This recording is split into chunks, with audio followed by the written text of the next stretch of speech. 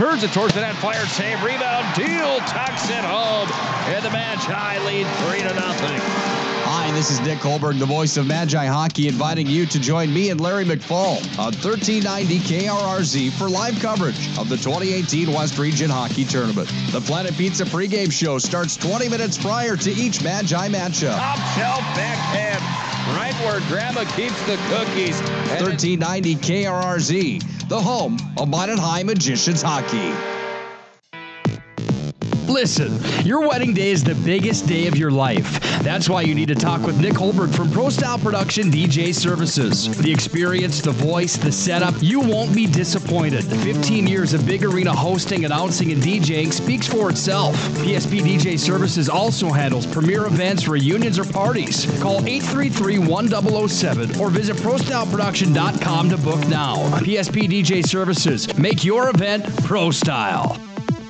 At Premier Chiropractic, we are dedicated to achieving the best results possible for our patients through the most cutting-edge advances in natural healthcare today. Improving movement, function, and health, improving life. Call to schedule your appointment today.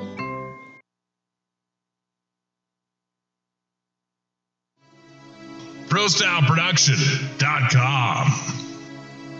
This presentation on the Pro Style Production Broadcast Network has been made possible by IMM, Minot's Finest Collision Center, Premier Chiropractic, Ralph's Plumbing and Heating, Souris Valley Dental, Qdoba Mexican Grill, Thrifty White Drug, Duffy's Hockey and Sports, Buffalo Wild Wings, Five Meadow Orthodontics, Bremer Bank, Minot Hockey Boosters, the UPS Store, Planet Pizza, First International Bank and Trust, Tecta America Dakotas, Elevation, First Western Bank and Trust, and Pro Style Production DJ Services.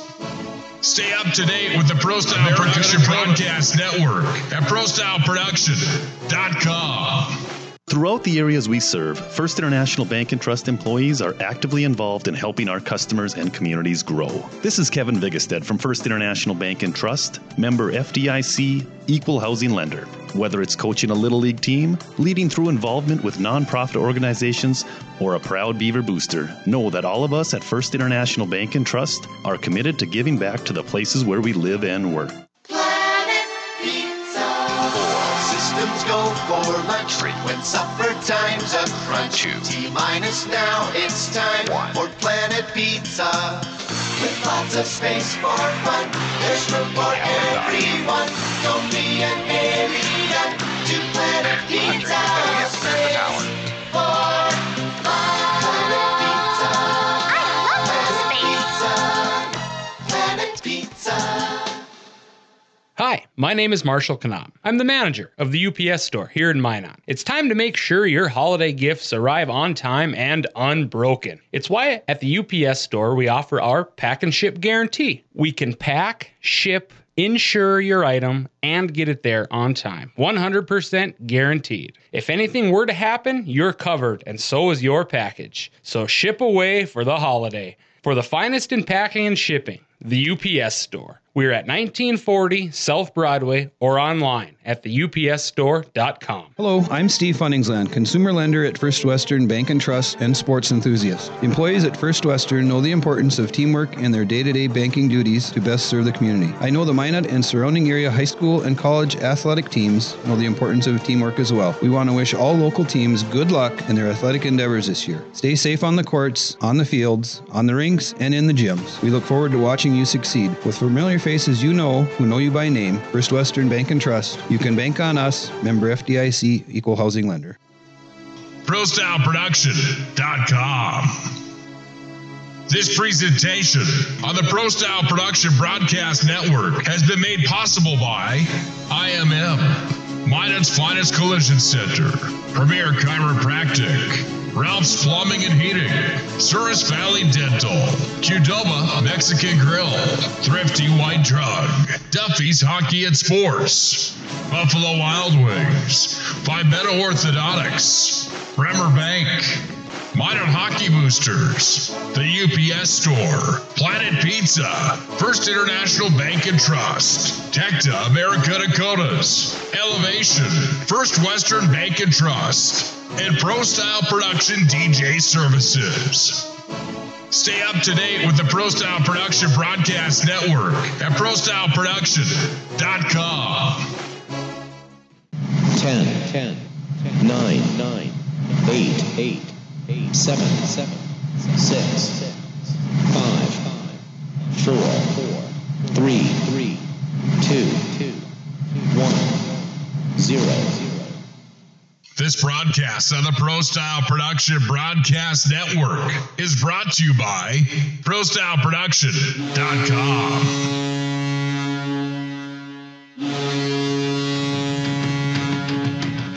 It's time for Minot High Magicians Hockey. Comes down low to the near side. Bennett walks out with it. Bennett centering. Feed fires and Easton Bennett scores. It's 4-1 Magi on the twisted wrister from Easton Bennett. The growing tradition of Magi hockey carries on today. He scores, and it's a hat trick for Hayden Schwartz.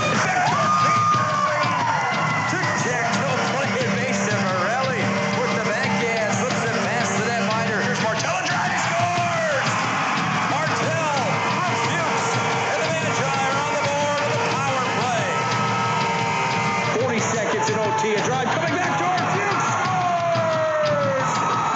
Club gets her out of that ball. Then he fires. He scores! And that Club has done it. With one goal in mind. Face off one back to the Knights. Minot High is winning the state title. They have won the state championship. This broadcast on the Pro Style Production Broadcast Network is brought to you by IMM. Minot's Finest Collision Center, Premier Chiropractic, Ralph's Plumbing and Heating, Souris Valley Dental, Qdoba Mexican Grill, Thrifty White Drug, Duffy's Hockey and Sports, Buffalo Wild Wings, Fibetta Orthodontics, Bremer Bank, Minot Hockey Boosters, the UPS Store, Planet Pizza, First International Bank and Trust, Tecta America Dakotas, Elevation, First Western Bank and Trust, and Pro Style Production DJ Services. To the point, Hyde sends it down. Bennett, top shelf backhand, right where Grandma keeps the cookies, and it's 5-1. Out of Gretzky's office, Bennett feeds Hyde at the line, near side. Hyde tunes it in, tipped in front. Vile tucks it home, and it's 5-1. Leanne's handling, whistling, firing into the glove. No, he scored. It's 2-0. Heads, tattoos at home, and the Magicians lead. It's time for the Minot High Magician Hockey Planet Pizza pregame show. Planet Pizza, the area's ultimate party location, has been serving the Magic City for over 20 years. Call and order now at 701-852-1700. Colby Enns will start the rush. Enns has a big hit at center ice. Welcome to senior night. Plenty of noise. Easton Bennett absolutely lights up Ruley. There's the hit of the game, maybe of the week. Now, let's go to the ice with the voice of the Magi. Here's Nick Hulberg.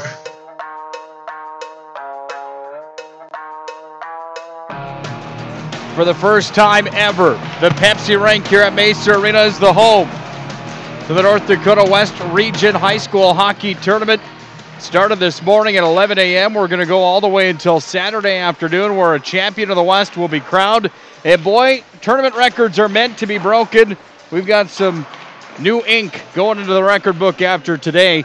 Let's see if any more of that ink will be written down into the tournament record books after tonight's matchup. The final of 4 today, where the Minot High Magicians, the number 3 seed out of the West, come in at 10-4 in West Region play. They take on Bottineau, coming in at 2-8-2. Bottineau, the number 6 seed, coming into region tournament time. Good evening, I'm Nick Hulberg.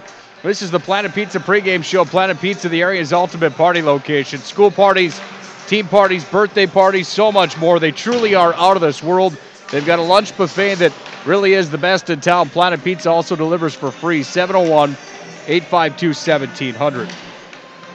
To the left of me tonight, the legend Larry McFall, my broadcast partner, steps in now. And Larry, Boy, these tournaments are always fun. It's my favorite time of the year when you get to region and state tournament time. But when you've got days like today where records are meant to be broken and you see all sorts of action take place, maybe not the best games that have taken place in 2017, 2018 were taking place today. But, boy, there were some stellar performances across the board. And the best game of the day went to a Jamestown Hockey Club led by their goaltender, Matt Schneider, that took a win from Dickinson to advance into the semifinals tomorrow night. Why don't you give us a recap and your thoughts on action from today's quarterfinal matchups here at the Pepsi Rink at the West Region High School Hockey Tournament? Well, the opening game, Bismarck Century just showed their mastery again, Nick, with a 15-1 win over Williston. And the shots on that goal on that game, 57-4 in favor of Century. Just an incredible domination. You referred to Jamestown, unbelievable hockey game. That netminder for Jamestown had a couple of fantastic saves during the course of that game.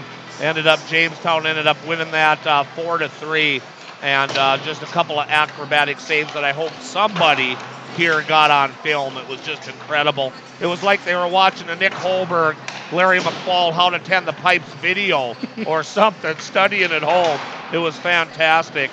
And then the last game again, man, Bismarck, with only a 5-0 win, they outshot Mandan 61-7. Wow. That was even more one-sided. And going into tonight, the largest margin of victory at a regional tournament, let me find it again, I had it, was Minot, a 13-0 win over Dickinson in 2005. So a 13-goal deficit. That was snapped today in Century's 15-1 win, as Century now has won the largest margin of victory at the West Region with a 14-goal win.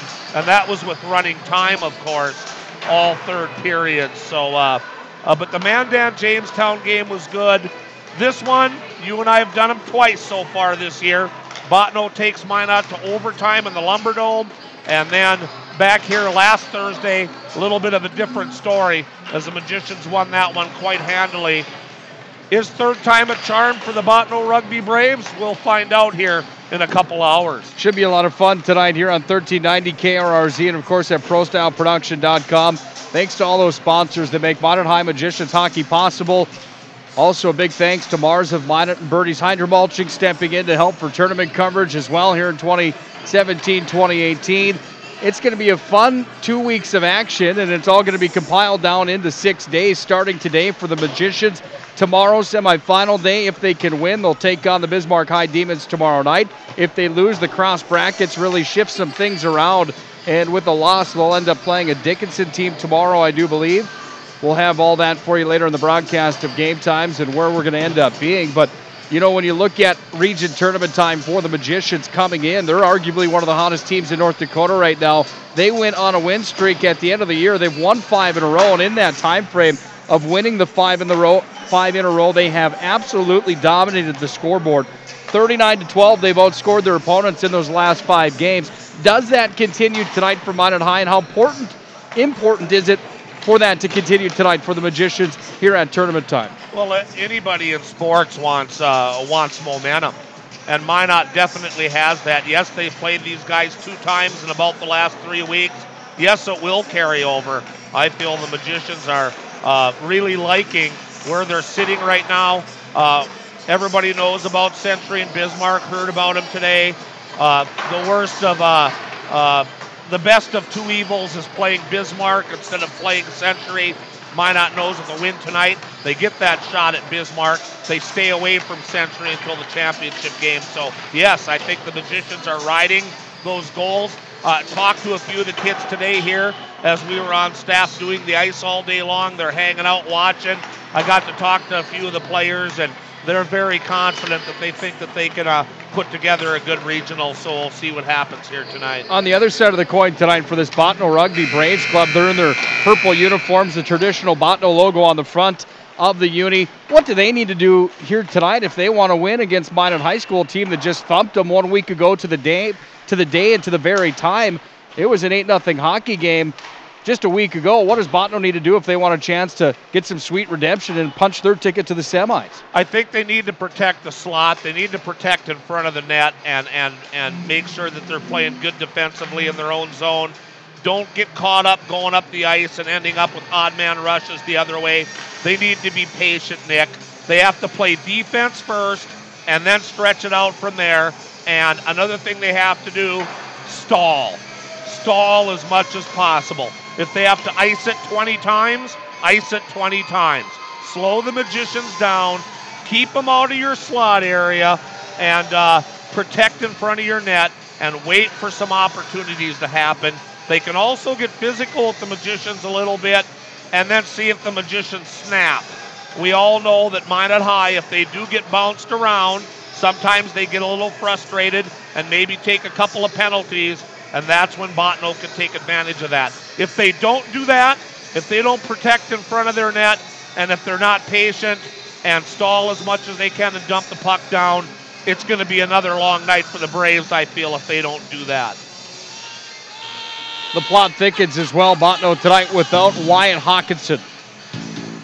He's number 15, but he's also number 3 in scoring for Bottineau. He's serving a suspension after a hit against Bismarck Century last Tuesday.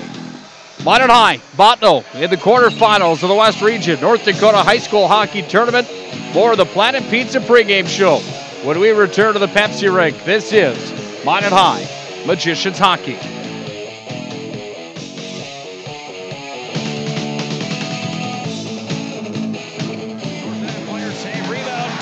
Tucks it home, and the Magi lead 3-0. Hi, this is Nick Hulberg, the voice of Magi Hockey, inviting you to join me and Larry McFall on 1390 KRRZ for live coverage of the 2018 West Region Hockey Tournament. The Planet Pizza pregame show starts 20 minutes prior to each Magi matchup. Top shelf backhand, right where Grandma keeps the cookies. 1390 KRRZ, the home of Minot High Magicians Hockey. Systems go for lunch when supper time's a crunch. T-minus now, it's time for Planet Pizza. With lots of space for fun, there's room for everyone. Don't be an alien to Planet Pizza. Space for fun. Planet Pizza. Planet Pizza. Planet Pizza. I'm Steve Funningsland, consumer lender at First Western Bank and Trust and sports enthusiast. Employees at First Western know the importance of teamwork in their day-to-day banking duties to best serve the community. I know the Minot and surrounding area high school and college athletic teams know the importance of teamwork as well. We want to wish all local teams good luck in their athletic endeavors this year. Stay safe on the courts, on the fields, on the rinks, and in the gyms. We look forward to watching you succeed. With familiar faces you know, who know you by name, First Western Bank and Trust, you can bank on us, member FDIC, equal housing lender.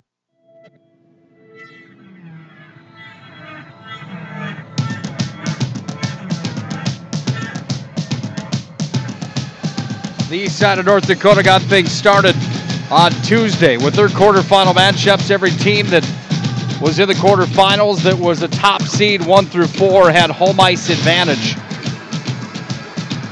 Semifinals for the east side of the state tomorrow night. It's Nick Hulberg with Larry McFall here for the Planet Pizza pregame show.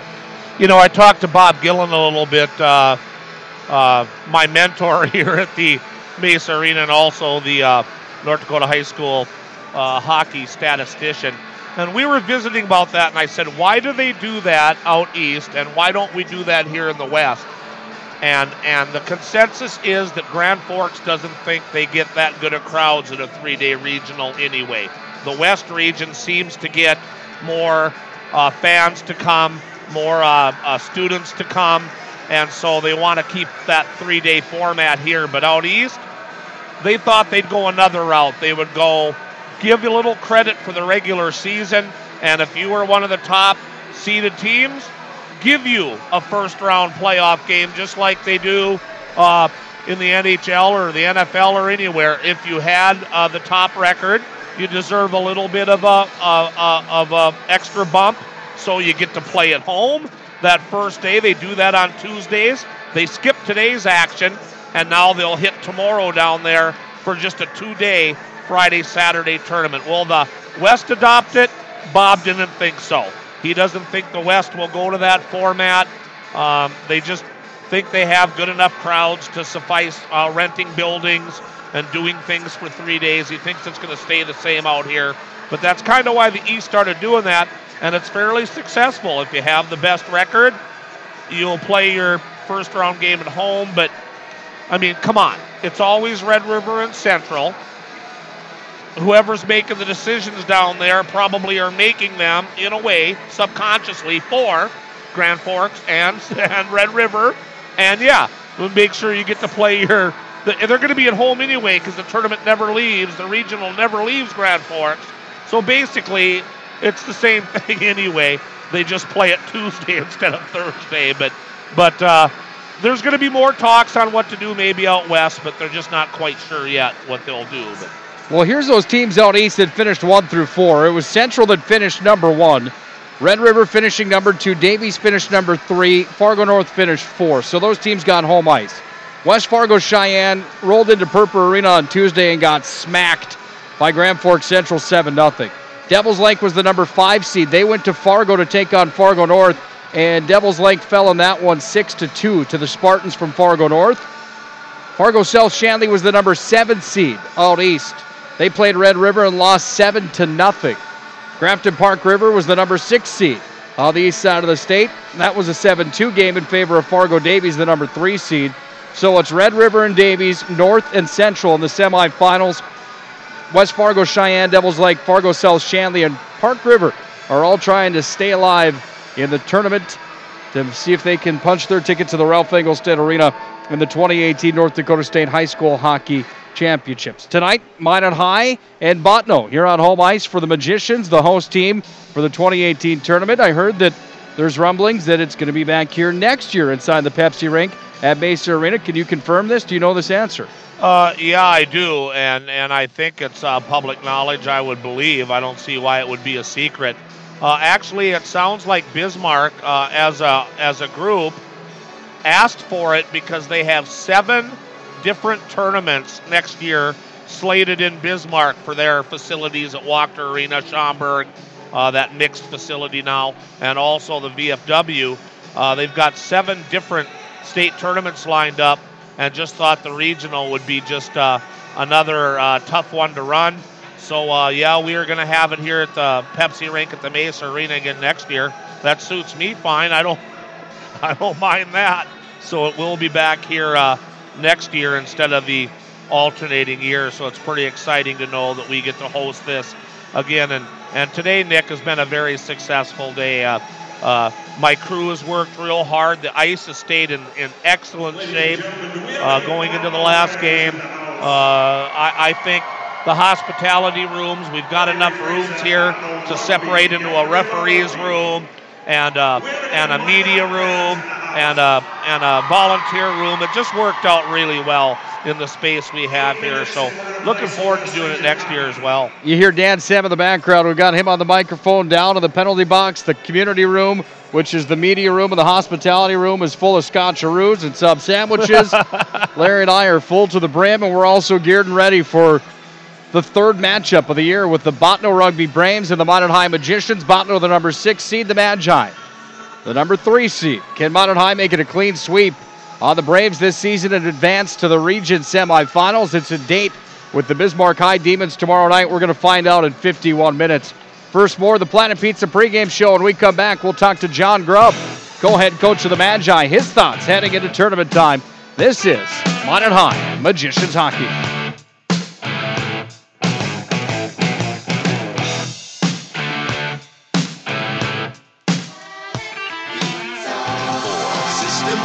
For lunch, frequent supper time's a crunch. T-minus now, it's time for Planet Pizza. With lots of space for fun, there's room for everyone. Don't be an alien to Planet Pizza. Space for Planet Pizza. I love space. Planet Pizza. The areas we serve, First First International Bank and Trust employees are actively involved in helping our customers and communities grow. This is Kevin Vigestead from First International Bank and Trust, member FDIC, equal housing lender. Whether it's coaching a Little League team, leading through involvement with nonprofit organizations, or a proud Beaver booster, know that all of us at First International Bank and Trust are committed to giving back to the places where we live and work. ProStyleProduction.com. This presentation on the Pro Style Production Broadcast Network has been made possible by IMM, Minot's Finest Collision Center, Premier Chiropractic, Ralph's Plumbing and Heating, Souris Valley Dental, Qdoba Mexican Grill, Thrifty White Drug, Duffy's Hockey and Sports, Buffalo Wild Wings, Pimento Orthodontics, Bremer Bank, Minot Hockey Boosters, the UPS Store, Planet Pizza, First International Bank and Trust, Tecta America Dakotas, Elevation, First Western Bank and Trust, and Pro Style Production DJ Services. Stay up to date with the Pro Style Production Broadcast Network at ProStyleProduction.com.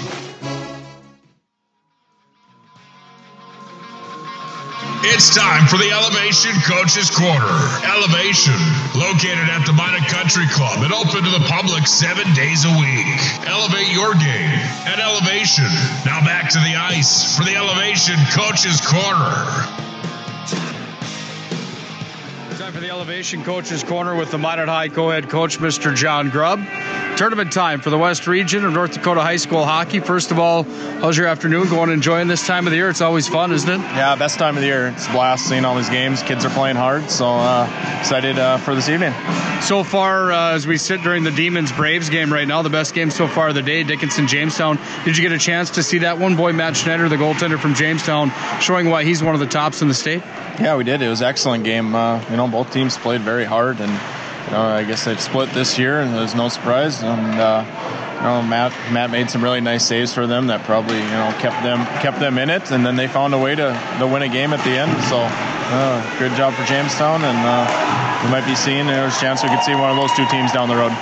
I have to ask you, I talked to Jason Bennett, the co-head coach with you here for the 2018 campaign for the Magicians, and right at the end of the year I asked him to give a rating on an A to F scale, the performance of the team and the thoughts overall in the season. He gave it an average rating on the year. Talk about the last 3 games. Has that average rating gone up in your guys' mind? Boy, you guys come in hot as a pistol. It has, and the confidence is a big thing for the kids. And we started out the season with a very tough schedule. We played a lot of really good hockey teams early on, and things didn't quite go our way in some of those games, and kids lose confidence. And so I think if we won some games at the end and scored some goals, we're starting to see a little more of some of the guys that we'd expected to see earlier in the year. But hey, there's no time like now, so we're excited going into this tournament. I put guys like me put a lot of pressure on players like Jake Vile, who had 47 points last year as a junior, a kid like Pat Hyde. Some of these guys, your senior leadership. How much stress do you think that takes off these players to maybe not grip the stick as tight, knowing that other guys are chipping in all the way through the lineup? Geez, last week you had 10 goals from 9 different players. Yeah, that was the biggest thing.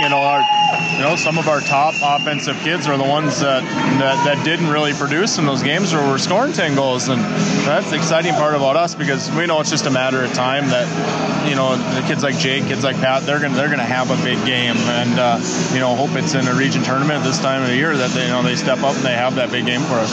It's kind of a preview of the tournament overall. Now let's talk about today's matchup, and a matchup with this Bottineau team that comes in, the most recent team that you guys played, an 8-goal differential here on your home ice 1 week ago to the day, led by Ian Amsbaugh, 23 points for him. This is a team that's got a lot of heart. They get to tournament time. It almost seems as if the whole town comes down for these matchups. What do you expect out of Bottineau today, and how important is it for you guys to jump out to an early lead? Well, I've been impressed with Bottineau both times we play them. Their kids play hard. They've got them playing really hard, and they've got some goaltending back there, and it's just you can't overlook them, and that's going to be the main thing to stress to our kids, that if we can come out and match their work ethic, things will go okay for us. But if we don't and we look past them, they're a dangerous team that could scare you. we've kind of talked about that this whole week, everyone I'm talking to, about region hockey tournament time. And it's, it seems like Friday night's always my favorite time of the year, the West Region semifinal night, and everybody's already kind of got Minot High and Bismarck High pegged. You talk about being focused on tonight's matchup. For you guys, do you key in on a player like Ian Amsbaugh in these situations at all, knowing that he's just so much dynamite back there and he can score like a rattlesnake from time to time? Sure. It's just a challenge to the kid that's lining up across from him. Like, hey, finish your checks. You can't let him have a lot of time and space. And if you play good team defense, in the end that should shine through over one individual player. But he hurt us up in Bottineau, and it's going to be a big key for us tonight to try to keep him off the score sheet. Final thing for you, the goaltending situation at Minot High this year. Odie Nelson, Jordan Love, Kyle Schultz, all turning in some games on the year. Odie's carried the workload. Do you go with him tonight? And what do you expect out of your junior goaltender that can really get things done for you? Well, yeah, we go back with Odie tonight, and we think this was his time of the year last year. He was excellent this time of the year for us last year, and we know he's capable of that. So hopefully he's ready to go tonight, and we'll try to do our best to play well in front of him and tighten up our game a little bit. And if we can do that and get some scoring, we think we have from top to bottom a good enough team where we can make some noise. Sure appreciate your time tonight. Best of luck here in the 2018 West Region High School Hockey Tournament. Best of luck against Bottineau. Thank you very much. That's John Grubb, co-head coach of the Magi. When we come back to the Planet Pizza pregame show, Larry and I will break down the numbers. It's the Braves from Bottineau, the Magi from Minot High, 3 against 6. It's for a ticket to the semis here tomorrow night. This is Minot High Magicians Hockey. Systems go for lunch when supper time's a crunch. T-minus now, it's time for Planet Pizza. With lots of space for fun, there's room for everyone. Don't be an alien to Planet Pizza. Space for fun. Planet Pizza. Planet Pizza. Hi, my name is Marshall Knob. I'm the manager of the UPS store here in Minot. I've had many customers express being frustrated with the P.O. box they once had. They didn't realize they couldn't have packages delivered to their P.O. box. It's why they now have a personal mailbox here at the UPS store. We'll accept the packages for you, and you can pick them up when it's best for you. For a more efficient business, visit us at the UPS store. We are at 1940 South Broadway or online at theupsstore.com.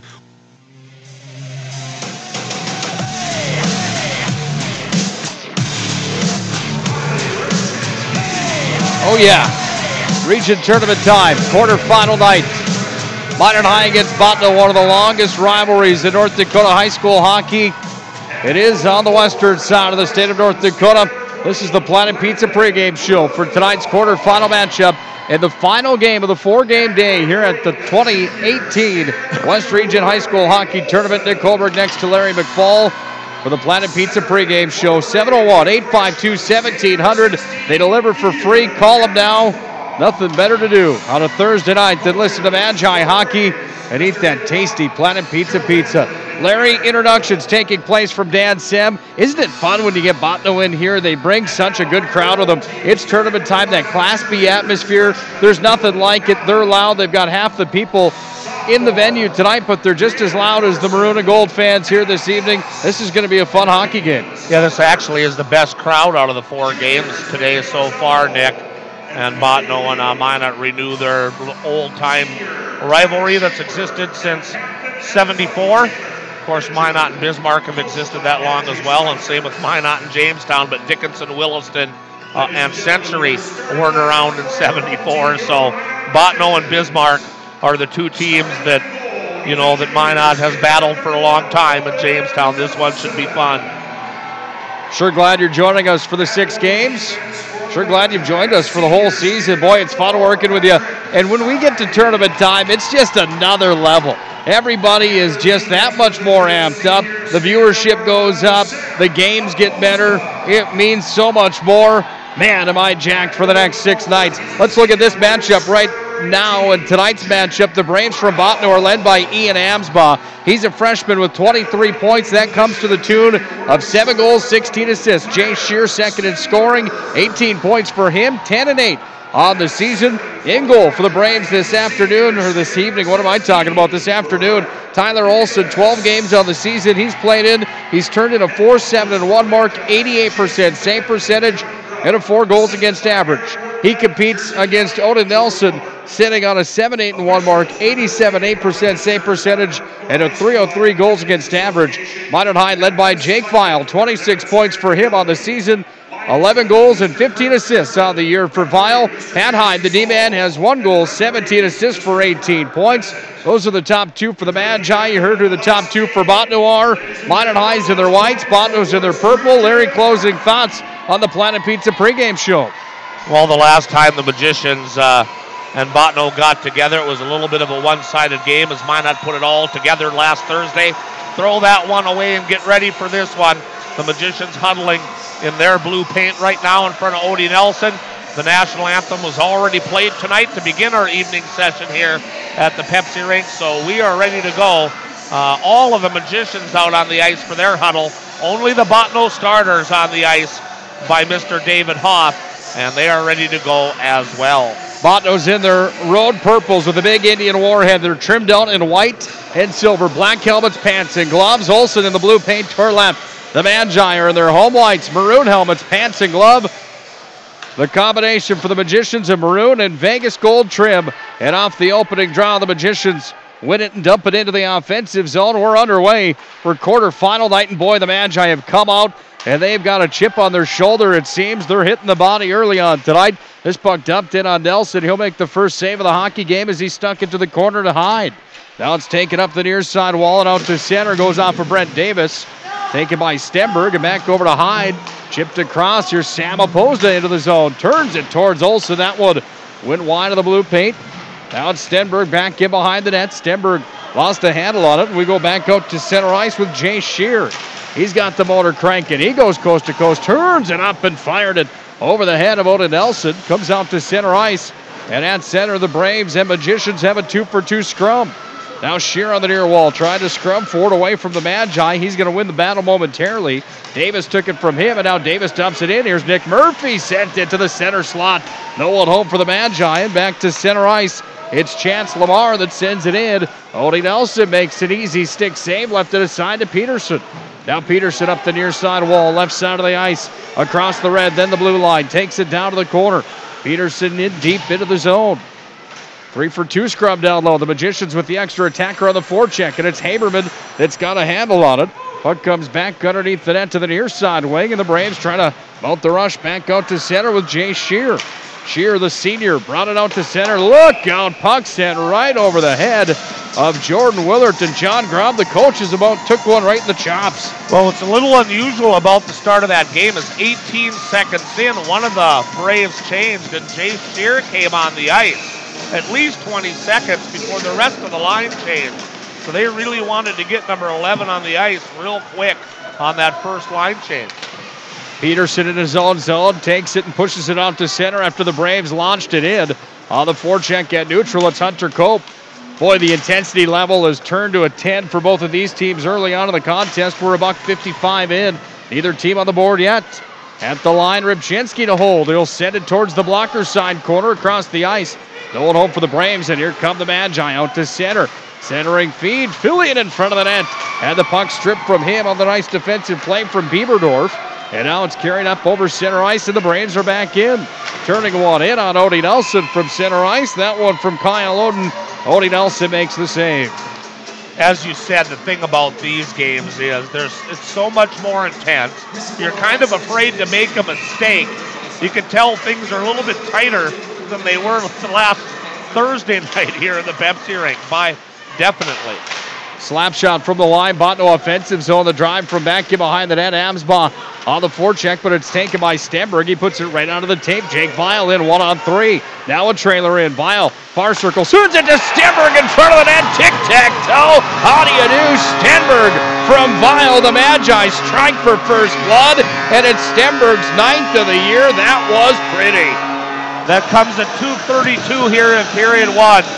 Vile breaking in, as Nick said, 1-on-3, but he toe dragged and held up until Stenberg appeared, and a perfect pass to Stenberg. gimme putt into the open net. So that'll be Stenberg from Vile at 232. Let's listen to Dan Sem. Strength at 232 of the first. Skater number 20, Connor Stenberg. Assisted on the play by skater number 18, Jake Vile, and skater number 4, Patrick Hyde. Hyde gets the assist on the play. Meanwhile, Stenberg was robbed on the doorstep. Larry, how about that save from Tyler Olson? We let Dan Sem speak to you. And meanwhile, on to the side of the net, the puck came to Stenberg. Odie Nelson's going to cover it up. Let's tell you what happened there. Stenberg got it in front. He had a yawning goal mouth. Olson was on his left knee and reached across with the paddle of the stick. That was Chris Osgood-esque. He keeps it a 1-0 game. What a save. Stenberg would have had 2 goals in about 10 seconds there. That would have been a tournament record. Actually, I think John Grubb, coach of mine, had 2 goals in 5 seconds, regional record. Haberman sends that one in. Pad save is made from the goaltender Olson. Magician's buzzing. Haberman in front of the net, sent it down. Goes away to the far side wing. I was at a loss for words on that save from Olson. That was spectacular. That's the best save I've seen all day. Into the offensive zone for the Braves. They take it down to the near side corner. Handling down low, it's Tanner Lord. Lord wheels and deals underneath the goal line. Then it's taken by Deal.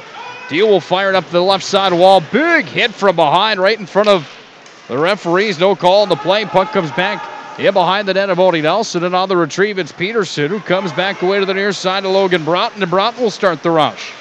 Broughton's up to center. Into the offensive zone for the Magi. Just wide of Olson. Blocker side up the near side wall. Braves trying to clear it out to center. They do, and Pat Hyde's got real estate back in his own territory.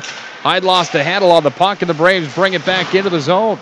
Now to center, it's Mason Deal. Makes a fancy move. He's in 1-on-4, then he peels off and goes to the bench. Most beautiful part of that record from John Grubb in the 1998 West Region Hockey Tournament in Bismarck. Those goals 5 seconds apart.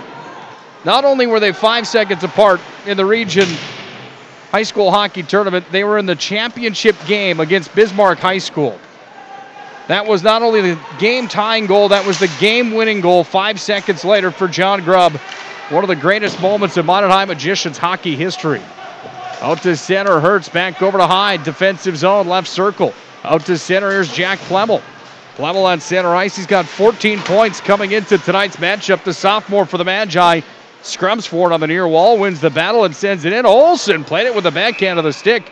Came right up on him, and just under 12 to play in the first. Minot High up 1-0. And the opening game of the tournament that year, Minot beat Mandan 11-1, and Grubb set the record for the fastest 3 goals by one player. 3 minutes and 16 seconds. And then that game you're referring to, 5 seconds. Johnny got 2 of the Magicians' 3 goals in a 3-2 victory on the 21st of February. Pretty impressive, isn't it? Yes, it was. There's lots of Minot records we'll try to get to. So far, still hanging on to the West Region laurels. Bottineau moves it onto their own defensive zone out to center ice. The pass is on the tape, and into the zone comes number 2 for the Braves walking down. That's Riley Olson, the defender, Ed forward. They got him listed as both. He's a junior. He shot one in. Odie made his 3rd save of the game. Odie Nelson's glove side decked out in the white and yellow Bauer goal gear with the white CCM goal mask. 2 M's, 1 on each ear for Odie Nelson, the junior net keeper. Puck comes in on him. He makes another save. Well, the Braves right now have given up a couple of quality scoring chances right in the slot. One of the things I said they had to avoid in tonight's game. So let's see if the Braves can clean that up a little bit in front of their net. As right now they're leaving Tyler Olson to hang out to drive several times. Odie forced to make another stop. He'll hang on to it. I'm most excited about this tournament time for guys like Jake Vile. He got the game-winning goal in the semifinals last year in that 3 overtime game against Century. Odie Nelson was our star of the game 3 out of the 6 games last year at the Region and State High School Hockey Tournament. Looking for him to have a big tournament series here. You've got a goaltender that's won games at the state tournament in the opening round, won some big games at the Region tournament last year. He went 2 for 3. It's kind of exciting knowing that he could break out here. Into the offensive zone. Stenberg sends it down right in on Olson. They crash in. Pad save is made. The puck is freed back behind the net. Trying to clear the zone of the Braves. Right side of the ice surface. Slap shot comes in from the blue line from Peterson. Turned by Vial. Save, rebound. Stenberg on the doorstep. Tried to fire that one home, but it's taken by the Braves, and they clear the zone out to center. They walk over the Mountain High line, then Peterson took it away. Back in Bottineau territory. Vial's got it back, sends it in front. Stenberg on angle, fires it on. Pad save is made. Are you impressed with the intensity tonight, Larry? This has been a good up and down hockey game. Yeah, both teams right now playing fairly well. Only a 1-0 game here with 10:31 remaining in the first. Vial took it away right in front of the Bottineau net, fired it towards the cage, it went wide. Broughton's got it back. Hard wrister, rose up and wide to the goaltender Olsen. Deal back behind the cage, went over to Haberman. Half wall, far side boards underneath the goal line now. The puck comes away to the near wing. Push back to the point, slap shot fired in. Logan Broughton sent that one in, and Olsen kicked the pad out and made the pad save. We're 7 minutes into the first. Mountain High's up 1-0, courtesy of the goal from Stenberg, picking up his 9th goal of the year, point number 19 for Kyler Stenberg. Vial and Pat Hyde had the assist on the play. That was a pretty one too, wasn't it? That was sweet. Back to the point. Broughton's got it here. He'll turn it in. Pad save is made. 8th shot of the hockey game towards the net of Olsen. He makes another one. Fired on. Modern High's back on the board. And guess who? Brock Bergerud makes it 2-0. I don't know. I think Chase Haberman got that, didn't he, Nick? Number 15. I thought he was the one that tapped it in. 7:27 will be the time of that goal. And another nice, as Rob Hall used to say, tic-tac-toe play. And the Magicians now up 2-0. We'll listen to Dan Sam. Here he is. Scoring summary at 7:27 of the first. Skater number 15, Chase Haberman. Assisted on the play by 37, Brock Bergerud. And skater number 24, Mason Deal. That's 15 from 37. Bergerud and Deal on the assist on that goal by Haberman. Haberman's 16th point of the year. That was goal number 2 on the season for Chase Haberman. Boy, he's had a nice year wearing number 15 for the Magicians. Mountain High off to the 2-0 lead. 9 minutes on the dot to play in the first. At the point, Peterson holding it into the offensive zone. Back underneath the net around to the near side. Hunter Cope dropped it off to Nick Murphy, and Nick Murphy's got it out of the corner. Murphy sends it in. Olsen makes the odd angle save, and he'll fall on it in the blue paint. You know, you said the atmosphere and how these teams are reacting right now, and John Grubb nailed it right on the head on the pregame interview of how Bottineau really competes. They know that they don't have probably as much talent as Minot, but boy, do they compete. There's Dave Hoff over there right now, working with some of his kids on the bench, trying to get them ready for the next shift. Peterson from the line, far side point, sent to Rister in. It was knocked down. And out of the corner, offensive zone blocker side of Olsen. The puck lays and it's freed. Away to the near wing where the Braves trying to push it up to center, and they can't. Held in. Philly in center slot, sends it in. Rister right towards the glove side. Stick save is made and corralled with 8:21 to play in the first. Minot really controlling the play right now inside the Brave zone most of the time, out shooting the Braves right now 11-4 here in the first period. Goals of the hockey game from the Magi from Stenberg, one from Haberman. 14:28 remaining on the clock on the first one, 9:33 on the second one. Jake Vial looks for more. He goes over to the faceoff dot, far side, centering feet. Davis sends it in. That one rattled the netminder, loose in front of the net. Wide open net onto the backhand. Trying to pot that one home. Stenberg, and the stop was made. All the way back out to center ice on the retrieve, back in his own territory. Stenberg across near side, trying to get it up to Brett Davis, and Davis is in over neutral. He had the puck taken from him, and now it's taken by Rosendahl. He puts it back in behind Odie Nelson on the blocker side. The ice has been tilted down to the Bottineau end. For the majority of this first period, first couple minutes, we're back and forth. Since then, Mountain High has dominated. Odie Nelson out of the net to play it.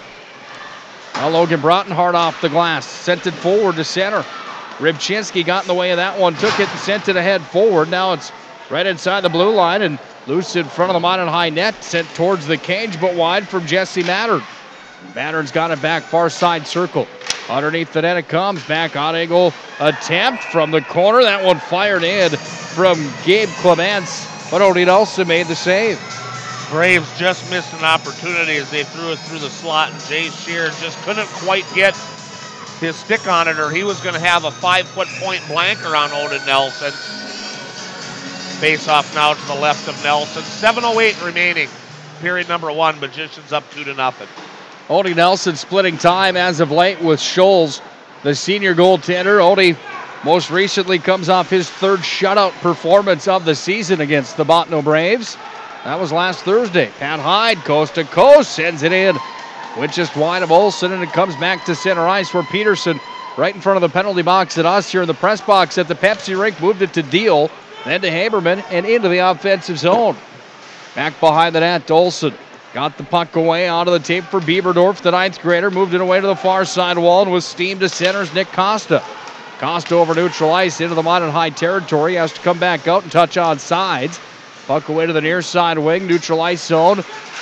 Now it's right in front of us again at center where the Magicians regain control, and with real estate, it's Pat Hyde back in his own territory. Southern that one back over to Peterson. Now Haberman off to Plemmel. Plemmel back to Haberman. Fires it on. Olsen went into the butterfly, made the save. Haberman bidding for his second of the game on a nice pass by Plemmel from the far boards hash mark. He got it there right on the hash marks in the slot and fired it, but this time Olsen up to the challenge. Face-off will be to Olsen's left with 6:08 remaining in period 1. In the corner, far side, glove side of Olsen. Puck is going to make its way back up to the top of the circle. We're pushing forward his own. He'll clear it out to center ice. The Braves moving ahead, but it's Logan Broughton, the captain of the Magi, that's got it near wing. He's got the vapor stick. Where's number 2? Tucked into the back of his pants, the captain of Minot High School. Logan Broughton was good on the football field as well. He calls for the puck here and receives it back in his own territory as the Magicians move it back in after the Bottineau clear. Now Broughton on the near side wall, dropped down to Philly and sent it in front. Vile back to Opposed, sent it in, loose in front of the net, on the doorstep, firing right into the bottom of the leg pads. On his back making Snow Angels was Olsen, and Nick Murphy robbed on the doorstep. Opposed didn't get all on the initial shot, and actually it came to Cope, who tried to shove it underneath Olsen, and he just couldn't get it past him. Nice description of Snow Angels. That's exactly what Olsen was doing down there. The face-off will come to Riley's left now. Tyler Olsen's left side, that is. Out to center ice, puck comes back to Broughton at center, and it will come back into Minot High territory. High up off the glass over to Fillion. Now Brett Davis into the offensive zone. Here's Davis, threw it in front to Nick Murphy. I must have known a Riley Olsen at one time. Riley Olsen does ring a bell. We'll look back in the record books. I believe there might have been a goaltender from Bottineau by the same name. Here's Opposed in, turning it towards the net. Wide of Tyler Olsen's glove side, comes down low. Now Nick Murphy lost a handle on it. Puck comes back away on the blocker's side. 4:50 to play here in the opening frame. The Magi are up 2-0. Centering feed. Might have been a Minot State Beaver, possibly. I don't know where I got that from. Way on the near side wall. Half boards it comes. Puck is tied up back to Hyde. Sends it across. Trying to feed it over to Hertz. His first shift in the hockey game. Davis freezing at the line. Slap shot. Davis hammers it in. That one up into the mesh and on a play. Bottineau still needs to clear out the front of that net a little bit better. Give Olsen a little hand here. He's still keeping them close at 2-0. But the Magicians are getting a lot of shots right down in that slot area. Well, I'll tell you why you thought of Riley Olsen. Riley Olsen's number 2 for Bottineau. Number 1 is Tyler Olsen. Riley Olsen's number 2. It's right in front of you. That's why you. Oh, that could be. That could be why you said it. Back in behind the Bottineau net. Way to the far side wall. Anyone from Bottineau listening is probably going, geez, oh, Pete. Back away to neutral ice. Here come the Braves out to center ice. Lead pass ahead. Hyde interrupted that party. Now the puck comes back to Hyde right at center, and Hyde He's going to cross over the blue line with it. Hyde takes it into the zone, and they're whistled for the offside. Yeah, but they need to give me a break because I've been driving Zamboni since 8 o'clock this morning, so I don't even know what time it is right now, but I know that was a long time ago. And now I'm on the radio, so. 3:49 left in the first, still 2-0, Minot High. Did hoarders ever come to your house? And if I'd be a cell phone, I'd be down to 1 bar right now. Peterson hammers in from center. I'm dying to know if hoarders ever showed up for their episode at your place after talking a few broadcasts back. No, but they probably should. Back in behind Odin Nelson. He lets that one go around for Peterson, and Peterson around the near side wall, D-zone for the Magi. Big hit. Stenberg crushed on the near side wall. He was hammered there by Kyler Odin. Stenberg had words for him. Comes back away to the top of the circle near wing. Stenberg runs into Rybczynski. Now at center ice. Odin's got it back. Taken away by Vile. He just took it right off the tape. Now Stenberg cross-ice dish. Sent it in to deal. Puck rolls in on Tyler Olson, and Olson makes the save with 3:07 to play in the 2-0 first period. Magi on top. Yeah, you know you're in trouble when you're expecting the Hoarders show to show up and Bachelor shows up instead. Oh, could you imagine the skyrocket in the ratings if you were on The Bachelor? Oh, I have so many jokes coming to mind, McFall, you have no idea. Oh, boy. Well, remember, this is a PG show, so.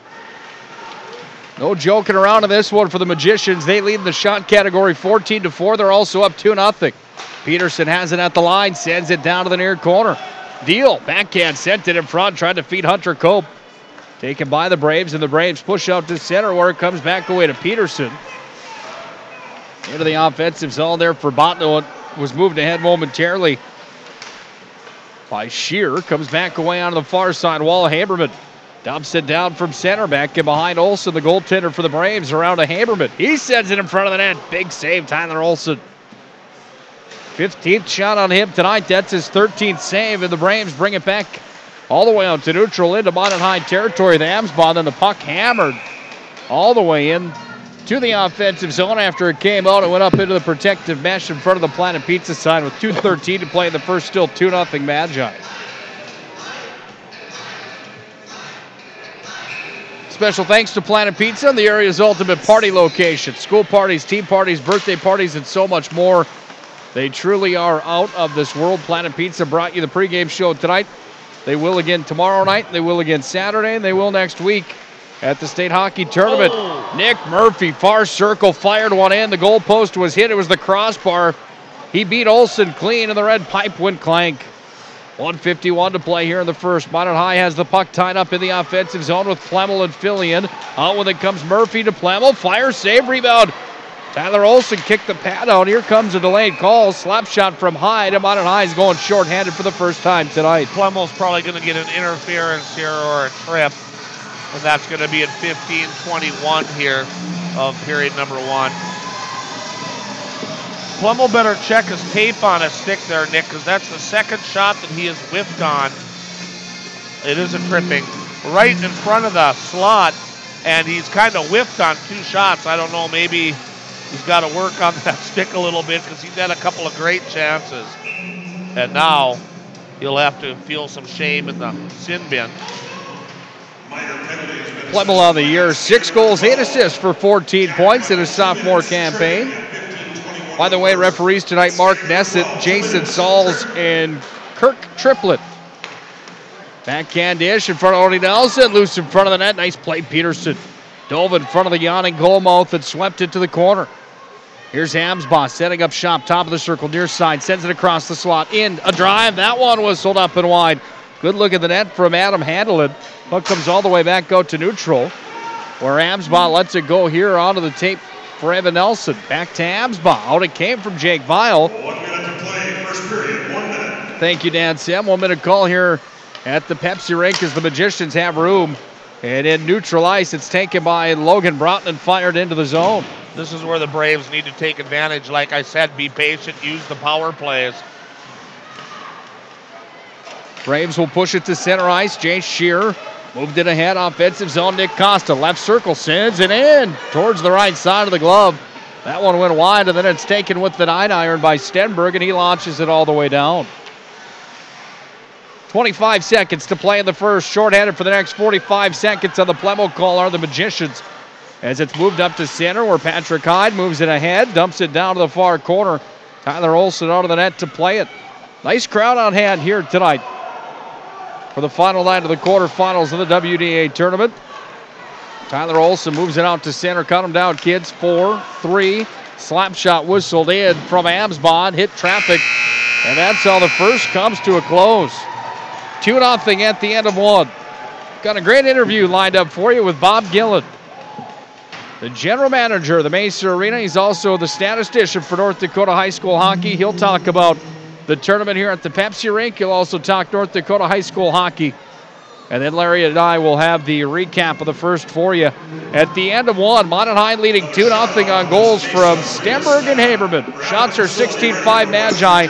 They're in the driver's seat tonight here in the quarterfinals. This is Minot High Magicians hockey.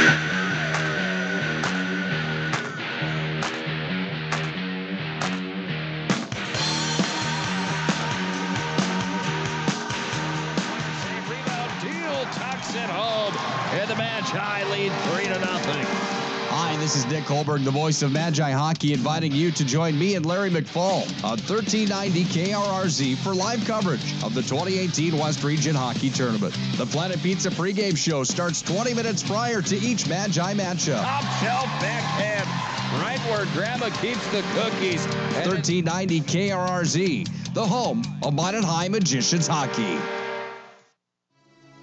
ProStyleProduction.com. This presentation on the Pro Style Production Broadcast Network has been made possible by IMM, Minot's Finest Collision Center, Premier Chiropractic, Ralph's Plumbing and Heating, Souris Valley Dental, Qdoba Mexican Grill, Thrifty White Drug, Duffy's Hockey and Sports, Buffalo Wild Wings, Vibetta Orthodontics, Bremer Bank, Minot Hockey Boosters, the UPS Store, Planet Pizza, First International Bank and Trust, Tecta America Dakotas, Elevation, First Western Bank and Trust, and Pro Style Production DJ Services. Stay up to date with the Pro Style Production Broadcast Network at ProStyleProduction.com. I'm Steve Funningsland, consumer lender at First Western Bank and Trust and sports enthusiast. Employees at First Western know the importance of teamwork in their day-to-day banking duties to best serve the community. I know the Minot and surrounding area high school and college athletic teams know the importance of teamwork as well. We want to wish all local teams good luck in their athletic endeavors this year. Stay safe on the courts, on the fields, on the rinks, and in the gyms. We look forward to watching you succeed. With familiar faces you know, who know you by name, First Western Bank and Trust, you can bank on us, member FDIC, equal housing lender. It's time for the Thrifty White Drug Intermission Report. Thrifty White Drug, where your healthy outcomes are our priority. Now for the stats, analysis, recap, and everything else Magi Hockey. Here's Nick Hulberg. White Drug Intermission Report. Thrifty White Drug, where your healthy outcomes are our priority. We're now joined by the Mesa Arena manager, Mr. Bob Gillen, and also the state statistician for North Dakota High School Hockey.com. Bob, first of all, thanks for some time today on a busy day here at the quarterfinals of the West Region Hockey Tournament. Yeah, thanks for having me, and we're excited to have it. Mother Nature created a little fun for us this morning with the ice and snow, but I had some extra staff that called in and came, and we're all set outside, and now we're getting ready for the games. After the Pepsi rink was built here in the Magic City on top of the Mesa Arena and the two rinks that were already there, you came in as the manager of the Mesa Arena. For you, how big of a deal is this, having the West Region Tournament here in this venue for the first time ever? Well, I think just the comments we've had, between Toros, Minot State men and women, and just the regular high school games. In fact, I just got a comment from Jake Levin, one of the architects, who's a former Minot person from a West Fargo parent that was here for the girls here last weekend, that it was just just in wow first time here. So I just think compared to the Eck rink where they've had it before and it served just fine, for this type of a tournament, it's more comfortable. It's a more tournament atmosphere with the bowl and the upper seating that we have with the bar top seating, and there's not a bad seat here. Obviously, with the sight lines, you walk right in, you look right down. So I think it's just going to be a great tournament atmosphere, especially when we get the bigger crowds in the semifinals and the state qualifiers. One of the things I like most about it for not only the fans but the media and the scouts that might be here, stuff like that. I mean, this venue with your hospitality room and your media room and things like that. Do you want to just touch on what the Mesa Arena offers for stuff like that? I mean, this is just a great place to have it in a whole. Yeah, and I think the other facility that we had it in, prior to, the banquet room was enclosed. You couldn't, see the games. We've got the TVs now where we had the Olympics on, and also they can have the games on the TV in the hospitality room, and you can actually, it's a nice room, obviously. We also have a room over here we're in for the media. It's away from everyone, but you still can see what's going on in the bowl. And then we've got the tournament directors using a small boardroom off the side of my office, and you got the ticket office. The teams are all down below where the other facility, the fans can go right through to there, at, and our ZAM's off on their own little area, and before, half the seats you had to walk right by the ZAM doors, and that's not always the safest thing either. So I just think this is a lot better setup all the way around from players, fans, and tournament staff, and even you guys as the media now with a nice press box, and it just makes it's a great facility. And other than the Ralph and the Shields, I'd say this is probably the next best rink that we have in our region. Bob, for you, when you talk about this tournament and just busy here at the Pepsi Rink at Mesa Arena, Thursday's packed, Friday's packed, Saturday's packed, all the way to Saturday night when you got a Beaver game after the West Region Championship game. Toros play on Sunday. What does that do to ice conditions? Is there any concern with that much hockey being on the ice? I know that we're kind of getting into the science of it a bit here, but is there any concern with all that action on this ice surface? Well, the nice thing about this sheet, Nick, is the chiller that we have, the compressor we have, actually can run 2.5 sheets, and right now it just runs this one. And the other thing that is, they put the pipes that freeze the concrete where the ice sits on is a 1/4 inch closer than what they normally put it at. So we have a closer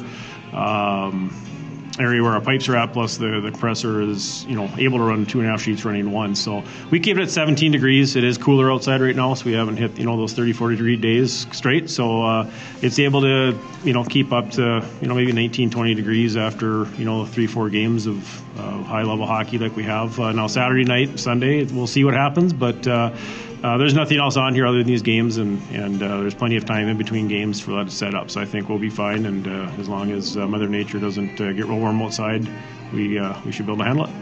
Not only are you the Mesa Arena manager, but you're also the North Dakota High School Hockey.com and state statistician. You run that website, and what you do for the media. I mean, this is it's something that it's a job that you don't get enough credit and thanks for, because without that media, scouting, player advancement, all that stuff, really, it generates right from that website right there. Talk just a little bit about your role with North Dakota High School Hockey.com.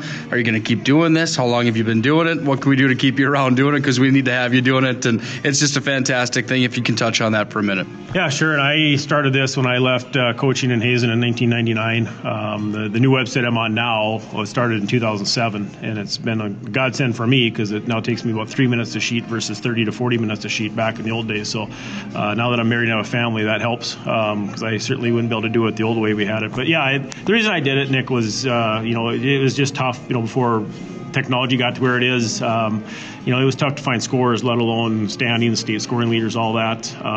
Newspaper only has so much room, and trying to get information across the state was tough back then. So my main thing was just to give the players an opportunity to be seen more, get stats out there for them. For juniors, colleges, they have limited budgets to get out here and watch players. And the other thing is coaches have enough on their plate. They don't need to be trying to. There's some coaches that care less about stats, and I know you guys like to do it for your broadcast, and I'm glad it's helping you in the print media and that sort of thing. But now you guys don't have to go track down a coach and try and get stats. And now you can archive. If it's a senior, you can go back on my site and get all. If he's a freshman player all the way through senior, you can get 4 years of stats for him and look at previous teams' records and how they did in regional states and all that. And it's all there without having to bother a coach or wait for a coach to get you that information. So that's kind of what I did it for, and I love doing it. I was a statistician statistician for my dad's softball team when I was a little kid, and just have always been interested in stats. So I'm in a 19th year, and I'll keep going until my wife says no, or until high school activities says, we're going to go another route. But Matt Fetch and Dave Carlsrud have been very good about letting me be involved, and the coaches have all supported me. And as long as I get the support and they let me do it, I'm going to keep doing it. I love it. Sure appreciate you doing that, and I know there's a lot of people across the state that thank you as well. On that note, when you see these stats come through each and every night, and stats is such a key to sports, and you can see these players and streaks and tendencies of certain teams. This year, 2018, in all your years in 19, is this the most parity across North Dakota that you've seen? Is this a year that, in your mind, there's no clear-cut favorite to win, or in your mind, is there somebody that's going to win the state championship at the end of the year? Does maybe Central or Red River stand off the paper to you, or is there more parity than we think? Well, usually it's the West where you can have 5-6 teams maybe that are going in. You kind of don't know what's going to happen. And this year, I think the West is, other than maybe the 4 or 5 game, might be the Jamestown-Dickinson game is going to kind of be probably that last piece of the puzzle. But I think, right now, the way things are looking, the 2 Bismarcks Minot are probably locks just on the body of work they've done and the scores. But the East this year has just been a dogfight. Now, the first round scores were a little surprising and lopsided, but, there's 5 or 6 teams that are battling for that 4th spot. I mean, Davies, Red River Central, obviously the cream of the crop, but any one of those other teams can take that 4th spot, and so that's usually not the case on the eastern side of the state. So, but right now, Red River Central are playing really good hockey. Century, had that little blemish with the Grand Forks schools at Christmas time, but then they just went out and lost to South Shanley, who's the 7th seed out east, and lost pretty bad, 4-1, and then Davies beat them 7-3, and they have a good hockey team, but I just don't know if it's in their head that when they play eastern teams or what it is. They certainly have the talent to beat the eastern teams, but for some reason right now they're 0-4, and hopefully they can turn it around quickly after a good West Region tournament, because I'd like to see them go out and showcase better than they have, because people are really looking bad at the West right now after what Century's done and Bismarck High's done against the eastern teams. But I think both those teams can do it and have the talent to do it. They just got to, I think, clean their cobwebs out a little bit and get by that hurdle of the eastern mentality. A lot of fun at this time of the season. Hopefully things go well. We sure appreciate your hard work here at the Macer Arena and with NorthDakotaHighSchoolHockey.com, and thanks for everything you do for Hockey North Dakota, Bob. Yeah, and again, we appreciate you, and you do a great job, you and Larry, and thanks for all you do for promoting the game and covering the games. Sure appreciate you. That's Bob Gillen, the Macer Arena manager. He's also in charge of NorthDakotaHighSchoolHockey.com, the state statistician. When we come back to the Thrifty White Drug Intermission Report, we'll break down the scoring of this one. Minot High, Magicians Hockey is right here on 1390 KRRZ. Listen, your wedding day is the biggest day of your life. That's why you need to talk with Nick Hulberg from Pro Style Production DJ Services. The experience, the voice, the setup, you won't be disappointed. 15 years of big arena hosting, announcing, and DJing speaks for itself. PSP DJ Services also handles premier events, reunions, or parties. Call 833-1007 or visit ProStyleProduction.com to book now. PSP DJ Services, make your event Pro Style. At Premier Chiropractic, we are dedicated to achieving the best results possible for our patients through the most cutting-edge advances in natural healthcare today. Improving movement, function, and health, improving life. Call to schedule your appointment today.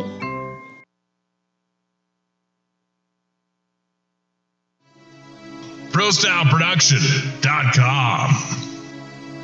This presentation on the Pro Style Production Broadcast Network has been made possible by IMM, Minot's Finest Collision Center, Premier Chiropractic, Ralph's Plumbing and Heating, Souris Valley Dental, Qdoba Mexican Grill, Thrifty White Drug, Duffy's Hockey and Sports, Buffalo Wild Wings, Vibetta Orthodontics, Bremer Bank, Minot Hockey Boosters, the UPS Store, Planet Pizza, First International Bank and Trust, Tecta America Dakotas, Elevation, First Western Bank and Trust, and Pro Style Production DJ Services. Stay up to date with the Pro Style Production Broadcast Network at ProStyleProduction.com.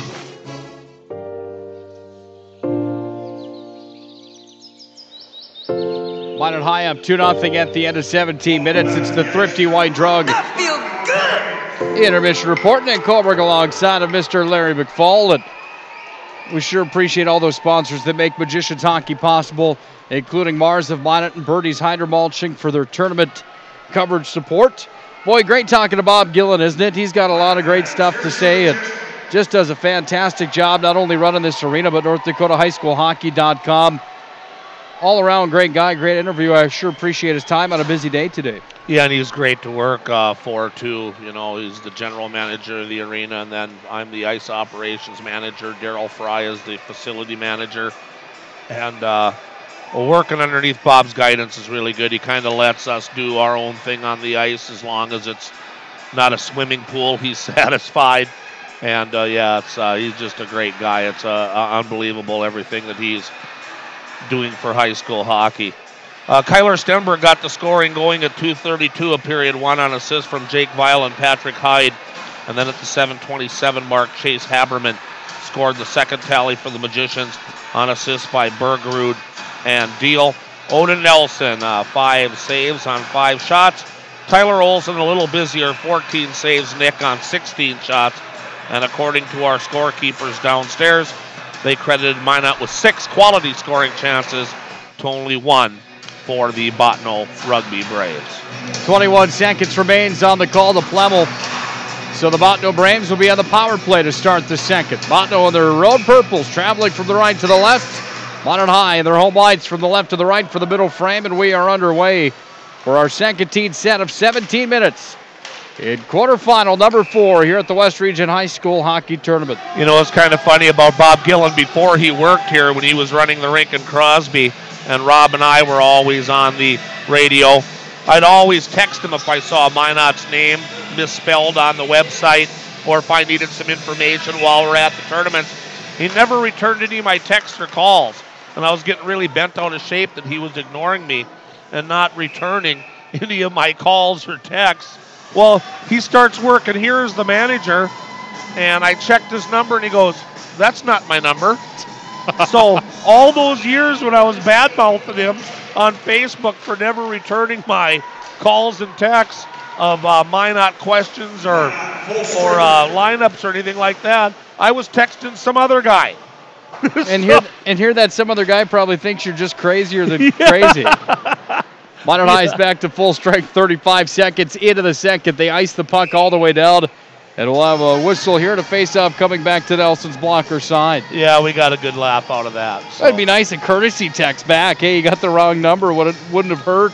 Yeah, the guy never returned anything to me, the guy that I thought I was sending him to Bob. So, yeah, he was getting them. It never said non-return, or return. So, yeah, so the guy the other guy ignored me like for 2 years. To center ice. Here come the Magicians back into the offensive zone. Stenberg, far side corner on the blocker's side of Tyler Olson. Stenberg got the scoring started tonight early in the contest, just about 3 minutes in. Underneath the net now, offensive zone for the Magicians. Taken here by Weil. He moves it around over to Brent Davis. Davis has it underneath, sent it to Stenberg, cycled it back to the point. Peterson cross to his partner. Broughton sends it in. Trying to tip it in front did Davis, but he couldn't get a stick on it. Stenberg's got it back up. Broughton sends it in. Tees it up. He fires. Save. Loose in front. Backhand. Rebound. Still loose in front of the Bottineau net. Taken here by the Braves, and they work it up the near side wall and flip all the way out and down the length of the ice. It rolls. This one off of Alexander Hoffert. They're going to call it an icing and a face-off coming to Olson's glove side. So Minot needs to keep their foot on the gas if you're the Magicians right now, and it looks like they're doing that so far, a minute and a half into this period. Bottineau needs to protect the slot and bide their time, and right now the Magicians all over that slot area again. So Minot right now executing, and Bottineau is not. Plemmel's out there along with Hunter, Cope, and Fillion. They're on the forecheck in the offensive zone, making it hard for Bottineau to clear. They can't clear the zone. It's taken and launched back in. Fillion had a handle on it momentarily. Now Pat Hyde holds it in after the clear attempt was there from Adam Handelin. Here come the Braves out to center. One-on-one the other way. Kyler Oden steps in against DePozda. Oden throws it in front of the net, right in front of Odie Nelson. Puck comes back away to Fillion, and Fillion hammers it around the end wall, trying to set up Plemmel. He does, and now here comes Plemmel. This is a 2-on-1. Plemmel and Hunter Culp into the offensive zone. Plemmel fires. Oh, he sent it wide on the blocker's side. Back to Pat Hyde. Laser beam from the point was wide.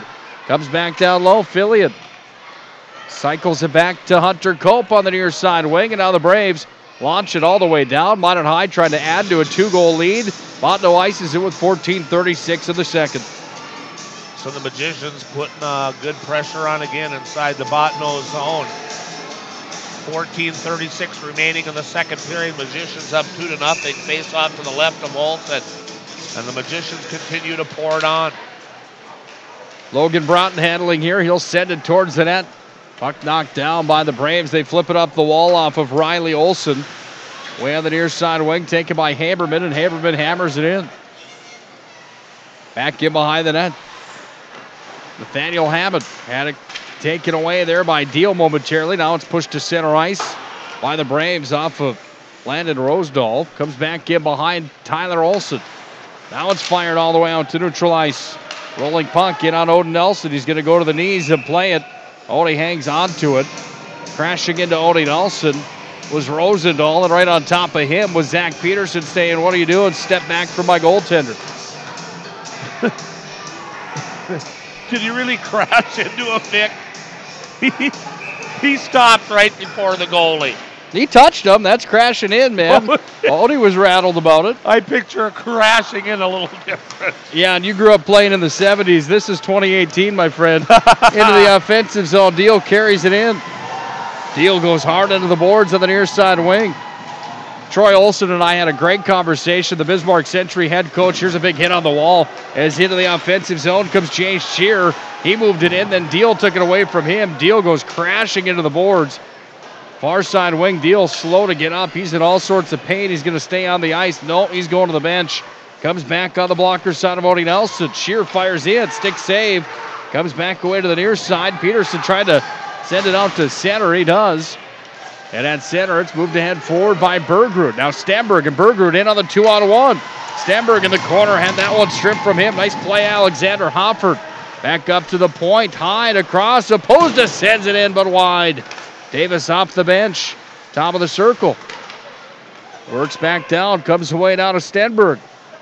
Stenberg behind the net. Down to Gretzky's office. This is on the right side of the ice surface. Back up to the point. Opposed across to Pat Hyde. Sends it in. Whistler knocked down.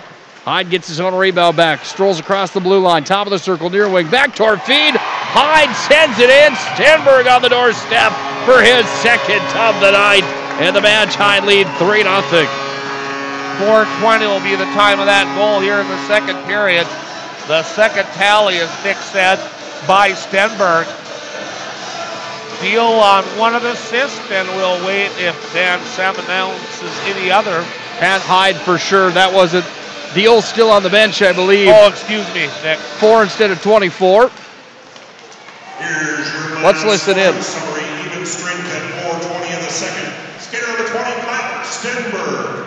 Assisted on the play by skater number 4, Pat Hyde. That's 20 from 4, even strength, 4:20 in the second. Even strength goal, and Stenberg came into tonight's matchup, 18 points. He's got 20 now to the tune of 10 goals and 10 assists. Puck is up and out of play, and a Souvenir finds a fan. It's nice to see because you don't see many Magicians that go harder than Stenberg does all the time.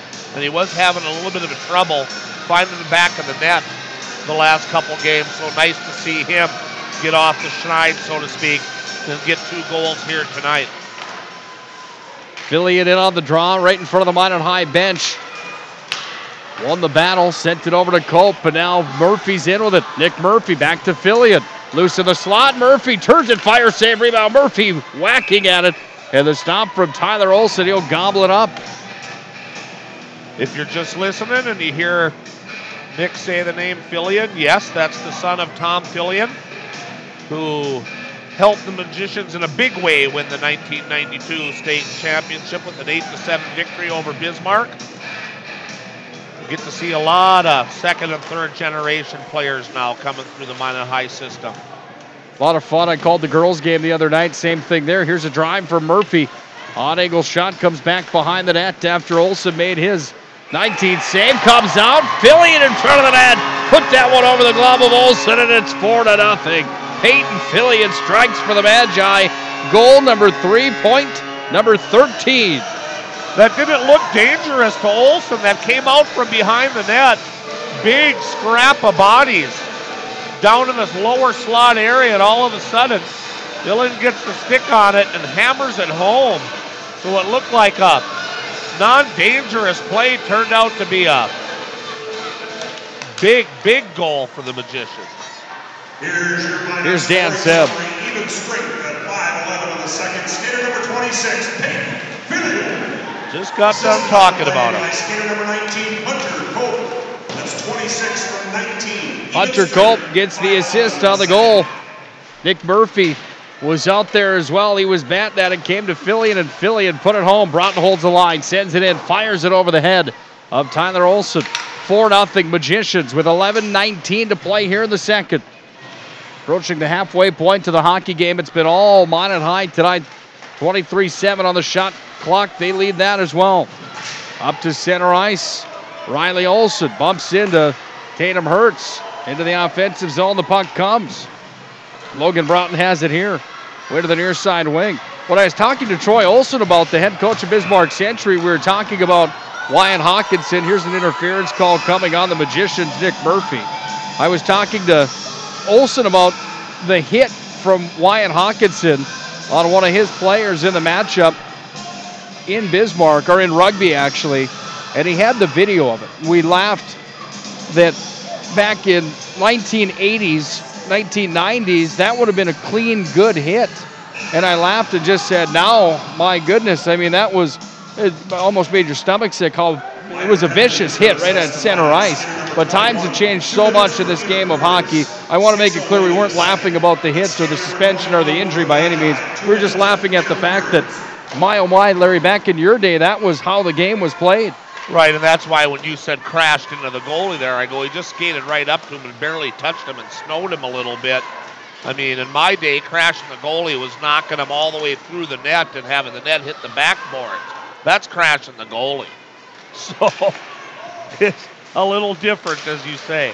Haberman, he had shorthanded all alone. Haberman, backhanded drive. Oh, what a stop. Tyler Olson got the blocker up and robbed Chase Haberman. I think he got the face mask up to make the save on that one. Off the blocker, then off the face mask, and he keeps it a 4-0 tilt. 7 minutes into the second. Minot High up 4-0. It was almost a 5-0 game. Olson made the nice stop as Haberman put the move on him. Minot High is unhooking it. Taken here by Deal. He'll fire it all the way down. Walker's side of Olson. He leaves it in behind the net. It's going to be taken here by Hoffert. Out to center where it goes off of Plemmel. Fired ahead forward. Into the offensive zone here by Bottineau. They take it down on the blocker's side of Odin Nelson. We're down to 9:25 to play here in the second. 33 seconds remains on the Nick Murphy call. And with the slap shot, Logan Broughton goes coast to coast, 200 feet. And the puck is moved out. Plemmel on the near side wing got a stick in the way of the Olson clear attempt. Hunter Cope on angle shot, shorthanded, tried to send it out. How about the play of Plemmel on the forecheck, shorthanded, knocked the puck out of the air right at waist height on the Riley Olson clear attempt. Minot High had the chance after that, couldn't make anything come of it. We're going to go back to 5-on-5 as the Braves have the puck in Minot High territory with Landon Rosendahl. Back up top of the circle, working on it on the far wall. Ian Amsbaum works it across near side point. Adam Handelin fires one in, but it went wide, and the puck rolls all the way down. 200 feet again. Hard on the forecheck is Hunter Cope, and back on the retrieve is Riley Olson. Hunter Cope rails him in the corner. There's a big boy hit, frees the puck. Sent it in front to Bergrud. Back up, Blake Nelson to the point. Sam Opposda down to the corner, back in behind the net. Another hit for Bergrud. Nelson has it underneath the net. Trying to add to his 1-point season on the near side wall. Sent it over. Borkus sent it back in front. At the line, Pat Hyde skates it down. Line number 4 out for the Magi, and boy, they're throwing bodies around, aren't they? Down in the corner. Offensive zone on the left side. Comes back away to the near side wing, and Ian Amsbaugh's out with it, and Amsbaugh's going to skate it up to center.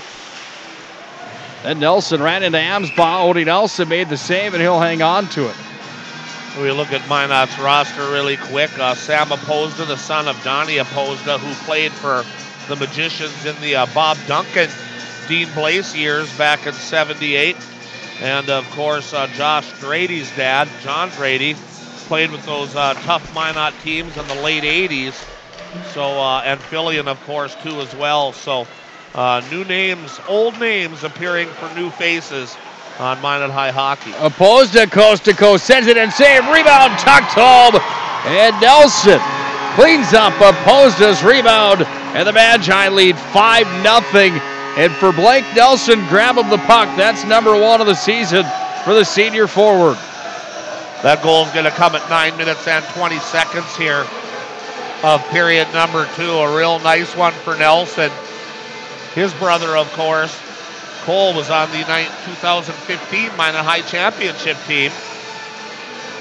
Nice assist there. Should go to Oposta on the good rush, the shot. Here's your Minot scoring. Here's Dan Sim. Fifth goal of the night. Skater number 36, Blake Nelson. Assisted on the play by skater number 11. Oh, man. That's 36 from 11. Even strength, 9:20 in the second. Bergerud got lit up here on the near blue line. And he's going to head right to the bench. He really got hit hard there, Nick. We were listening to Dan Sam, and Brock Bergerud got railed. Slow to get up right inside the blue line underneath the Mattress Firm sign right on the near boards. He goes to the bench, takes his helmet off. He's going to take a breather for a moment. That was a big hit. Face off on the glove side of Olsen, controlled by the Magicians. Jake Weil trying to send it in, loose in front of the net. Davis sent it to the corner wide. Now Davis spins it back underneath the goal line. Here's Stenberg. He's got 2 tonight. Stenberg up to the point. Logan Broughton wheeling and dealing, sending it in. Over the head of Olsen. That one sailed up into the corner. 6:59 to play in the second. Minot High goals coming easily tonight. And in the last 5 games, they've got 5 of them already here tonight. As Logan Broughton hands it down. Handles it up to the point, I should say. Back over to the near side. Now Davis sends it in front. Stenberg in front of the net. Oh, he's bidden for the hat trick, and the pad save was a beauty. Comes back in front. Davis sends it up towards the cage, but wide. They're like sharks in the water, smelling blood. The Magicians are buzzing. Shots are 27-7 in favor of Minot High. They're up 5-0, but it's the Braves with the puck inside the offensive zone, but they're whistled for the offside right in front of Dave Hoff bench with 6:23 to play in the second. Yeah, the good teamwork continues for the Magicians. Nice passing, looking for the open man. Non-greedy hockey being played right now by the Magicians. And that offense ticking on all cylinders here with 6:22 left in the second. Stenberg's got 2 of them tonight. Haberman's got 1, then 36 and 26 have the other ones. That's Fillion and Nelson for the Magicians. Hertz is at the neutral ice zone. Worked it across. Sent in from center. Bouncing puck comes in on Tyler Olsen. He'll hang on to it. The faceoff will be on his blocker side. Just about 6 to go in the second. Well, the Magicians have been dancing in that slot area all night long, and that's what they did to Bottineau last Thursday. And I was thinking that maybe Bottineau might be able to keep them out of there tonight, but they have not. And the Magicians are just feasting now in front of the net. Back behind the Bottineau goal, here's Jack Plemmel. Right in front of the Birdies hydromulching sign. Birdies hydromulching of Minot, North Dakota, former Minot High Magician. One of the captains back in the 2004 time frame, offsides. And former junior varsity coach as well. On the Braves. Birdies hydromulching of Minot. Visit birdiesmulching.com. They do landscaping, dirt work, hydromulching. If you want the nicest lawn in town, call Birdies Hydromulching at 720-8411. They do great work, great to work with. Birdies Hydromulching, proud supporter of Minot High Magicians hockey. Opposed on the far side, set this one up onto the tape for Pat Hyde. Offensive zone, it comes Hunter Cope. Right circle, down low underneath the goal line. He takes it all the way down behind the net. Fillion's got it again. Fillion bumps it back up to the point. Hyde has it. Hyde sends one in. Twisted wrister went just wide. And on the near wall, Hyde's got it back. Hyde sends it towards the net. That one went wide to the far side top of the circle. Plemmel underneath the net. He pushed it down low to Fillion. Fillion sends it up to the point. Sam Oposta bumped it in. Came right onto the tape for Hunter Cope and then out of the zone with the help of A&A Amsbaugh. He'll send it in, and Amsbaugh snows the goaltender Odie Nelson, and Pat Hyde is right there. Face off on the blocker side. And Odie Nelson has words for Ian Amsbaugh, and Amsbaugh is going to go to the sin bin. It's going to be an unsportsmanlike on Amsbaugh. 11:58 the time of that penalty. That's the first penalty of the night against the Braves. Their power play 0 for 1 tonight. I don't mind seeing a call like that being made. I think that's a good call. Unsportsmanlike on Ian Amsbaugh. He goes to the sin bin after icing Odie Nelson.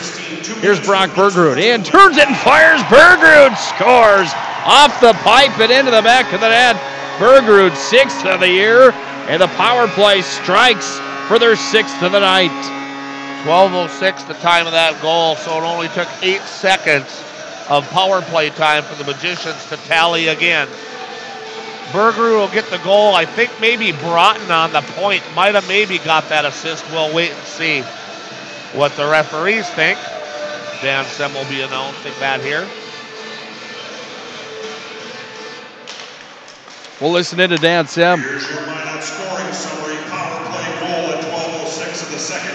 Skater number 37, Brock Bergerud. Assisted on the play by skater number 2, Logan Broughton.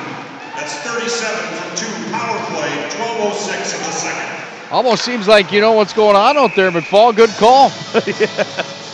Well, I just happened to be watching that time. It's Bergerud for Broughton. Bergerud picking up goal number 6 on the year. Kyler Stenberg was railed on the far side wall. He's getting medical attention at the bench.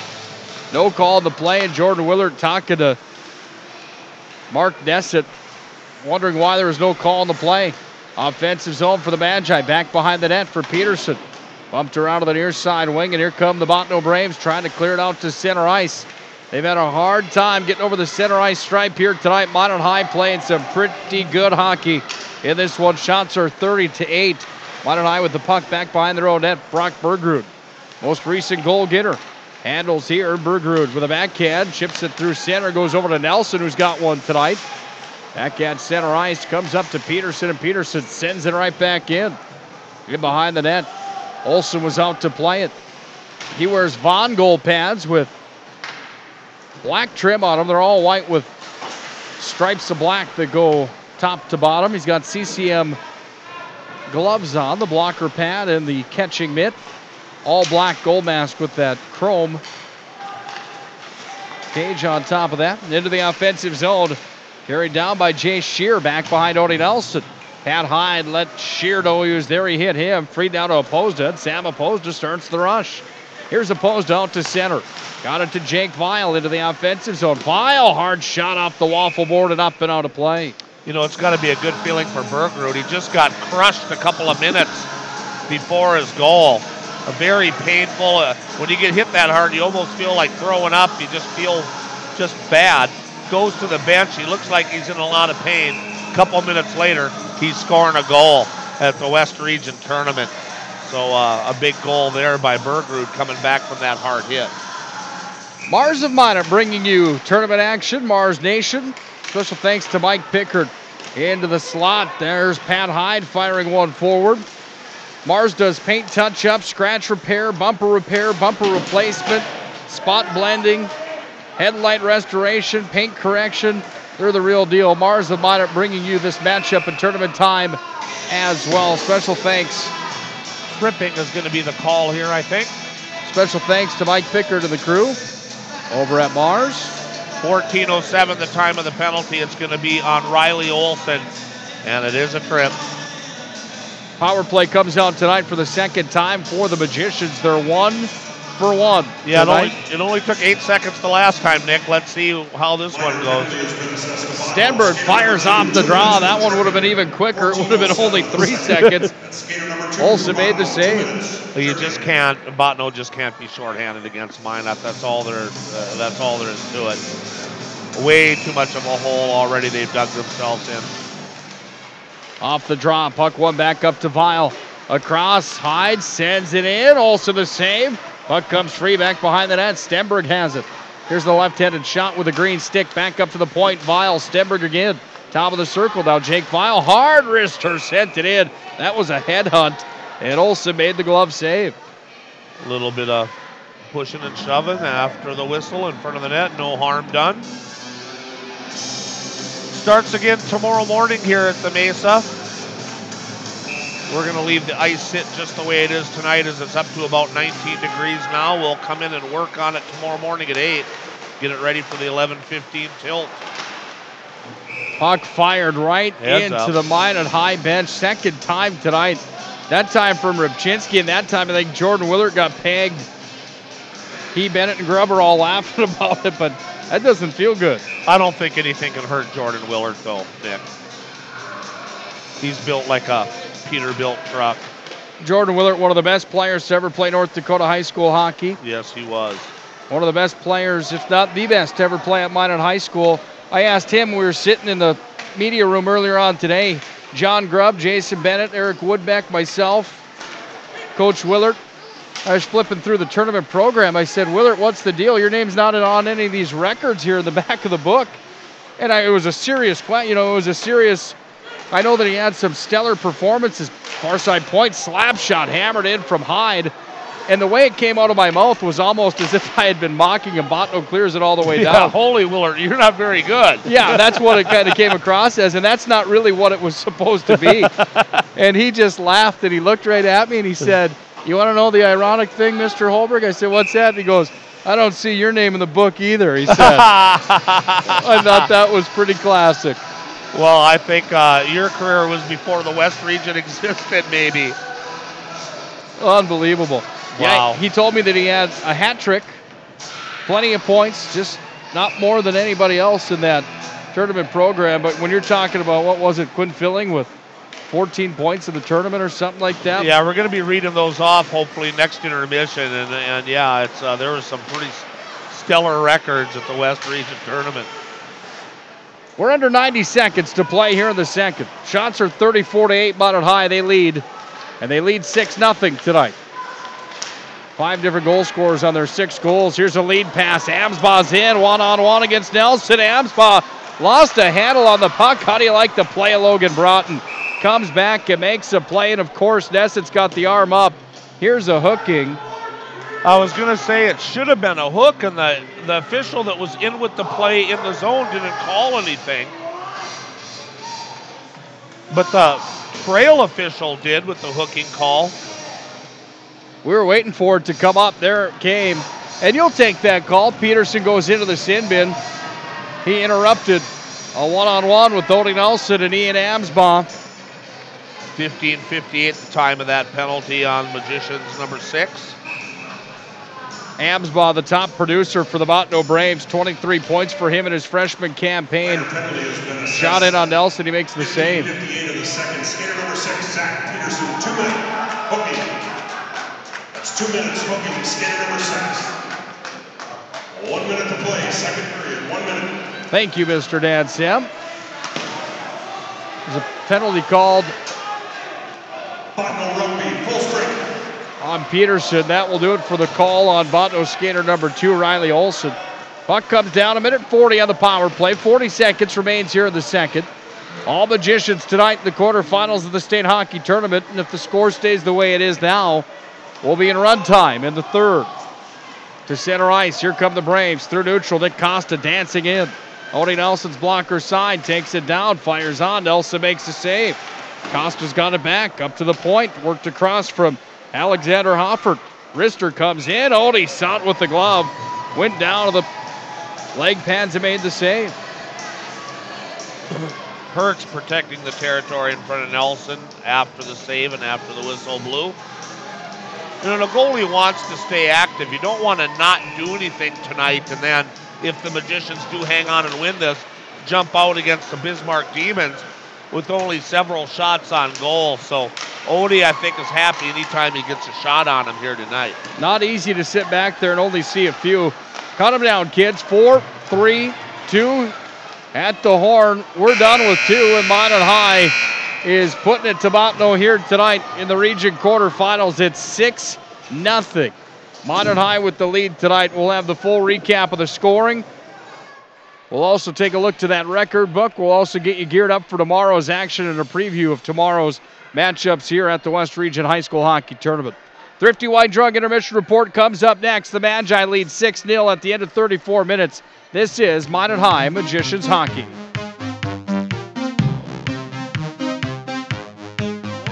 We serve. First International Bank and Trust employees are actively involved in helping our customers and communities grow. This is Kevin Vigestad from First International Bank and Trust, member FDIC, equal housing lender. Whether it's coaching a Little League team, leading through involvement with nonprofit organizations, or a proud Beaver booster, know that all of us at First International Bank and Trust are committed to giving back to the places where we live and work. Systems go for lunch. When supper time's a crunch. T-minus now, it's time for Planet Pizza. With lots of space for fun, there's room for everyone. Don't be an alien to Planet Pizza. Space for fun. Planet Pizza. I love Planet Pizza.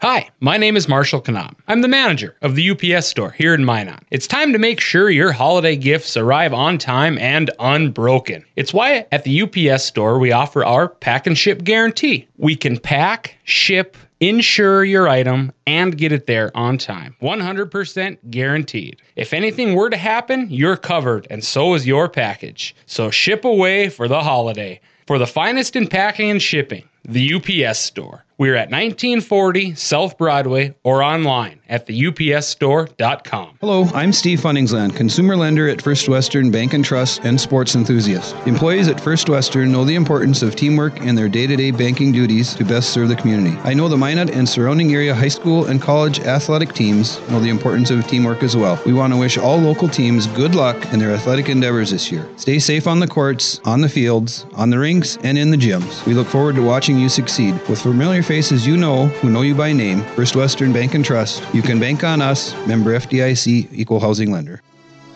ProStyleProduction.com. This presentation on the ProStyle Production Broadcast Network has been made possible by IMM, Minot's Finest Collision Center, Premier Chiropractic, Ralph's Plumbing and Heating, Souris Valley Dental, Qdoba Mexican Grill, Thrifty White Drug, Duffy's Hockey and Sports, Buffalo Wild Wings, Pimento Orthodontics, Bremer Bank, Minot Hockey Boosters, the UPS Store, Planet Pizza, First International Bank and Trust, Tecta America Dakotas, Elevation, First Western Bank and Trust, and ProStyle Production DJ Services.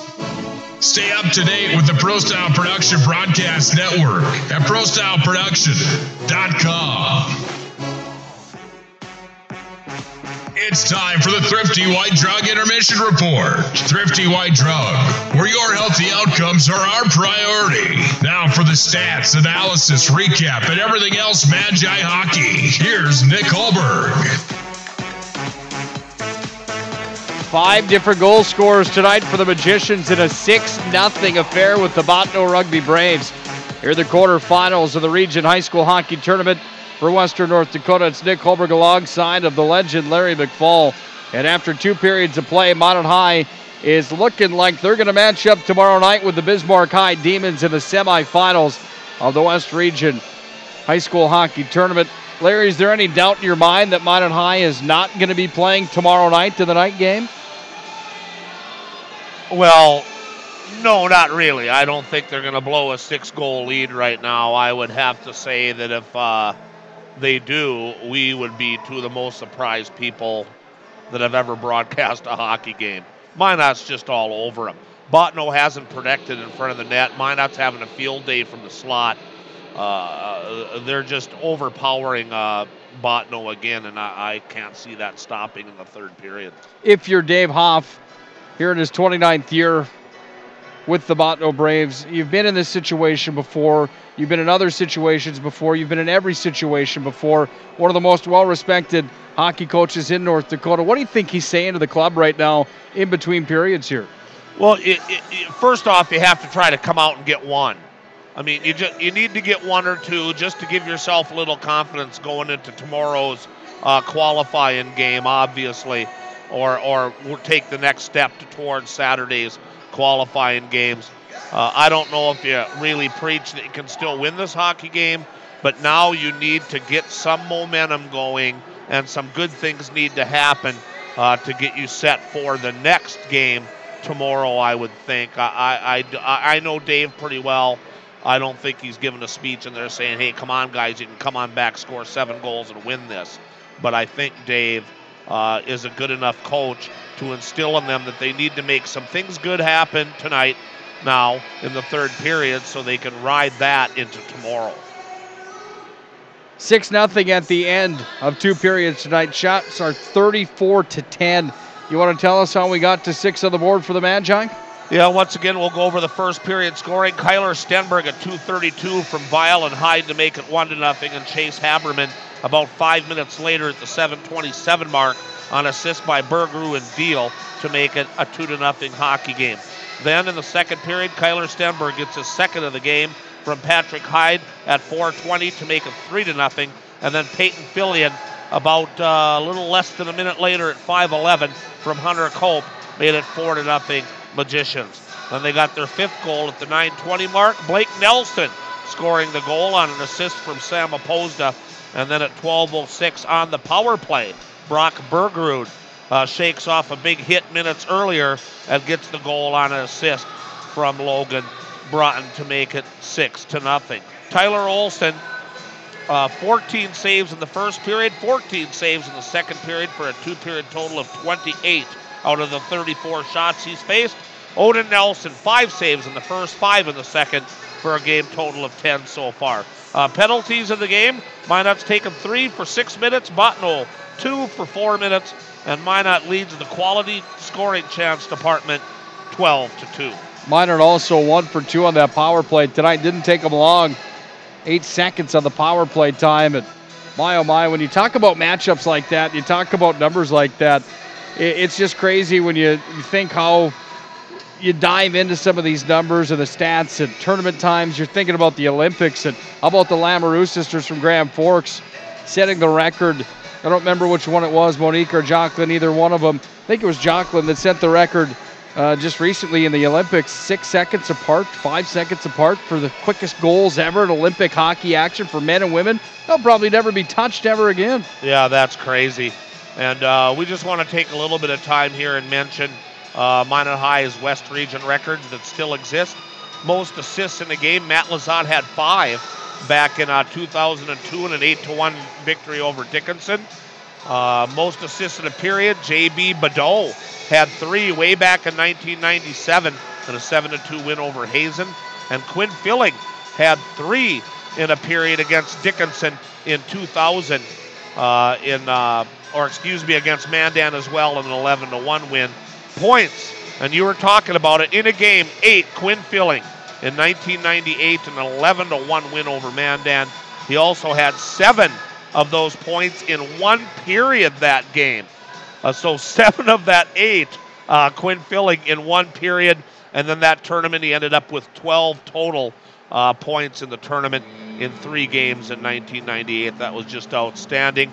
Bryce Schmidt, of course, his dad Mike played, his brother Brandon played. Bryce went on to a great career with the Bismarck Bobcats, and I'm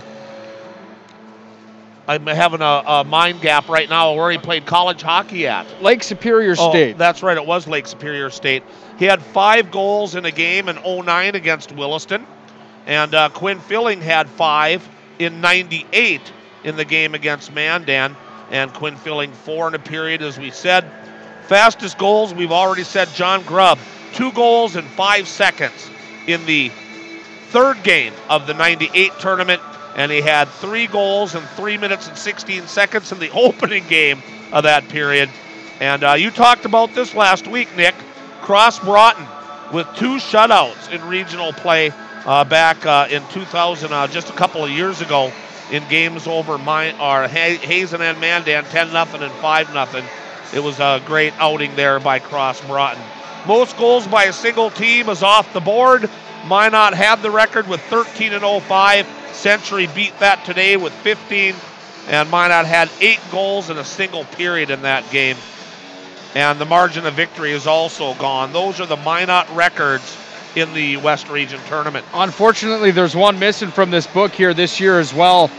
When you're looking at goaltenders and where those goaltender numbers are, the most saves in an overtime, I believe that's on here, looking for that.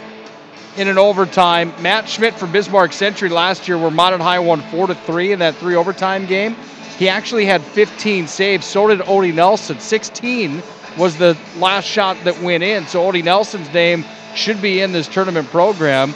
It's a typo. Odie Nelson should be in there with Matt Schmidt. They went toe-to-toe. We outshot him by 1 at 16-15 and got the win last year in that 3 overtime game. So Odie Nelson's name will be in there next year, and almost guarantee it. And the West Region Tournament champions, it's been a long time, hasn't it, Nick, for Minot? 2006, the last year the Magicians won it. You go back the last few years, Bismarck Century, Bismarck Century, Bismarck Century, Bismarck, and then you finally get to 2006 Minot. So this is one they'd really want to win, but, you know, I'm just going to be a realist here. Bismarck Century's pretty good, and they looked so good today. And if Minot hangs on to this one and plays Bismarck tomorrow night, whoever wins that game, and Century, I mean, probably should win against Jamestown tomorrow. Minot and Bismarck, the winner of that game's got their hands full against Bismarck Century. Century is just so good that, but sometimes you can beat a team like that if they think they're so good. That's right. And sometimes when it comes to tourney time, maybe a little overconfidence can hurt somebody. But boy, I mean, if I'd have more than $3 in my wallet down in Vegas, I'd probably be putting a little bit of cash on Bismarck Century right now. Well, here's some numbers about the Patriots, and you're not just shooting at the hip blind on your thoughts here. It's not like you're a big Century fan. No, I'm not a Century fan. You're a man that's seen the stats. And Kirkland Irie from Bismarck Century leads the state in scoring, 69 points coming in 20 games played. Isaiah Thomas, 58 points coming in 21 games played. Those are number 1 and 2 in the state. They're both from Century. That's 127 points, 51 goals between their top 2 guys. It's just amazing. And that number, that was before today. I built my game notes before 15 goals that they put on the board today. These numbers are going to skyrocket. You've got 5 players from Bismarck Century in the top 17 in North Dakota.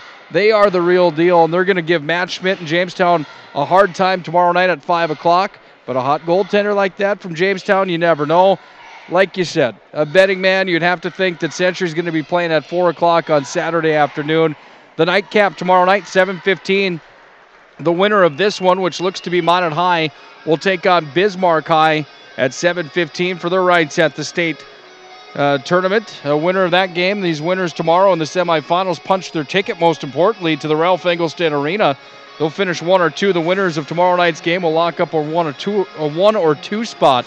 Losers in these 2 games we'll talk about next are done for the season. Williston takes on Dickinson. That's number 8 Williston against number 4 Dickinson tomorrow at 11 a.m.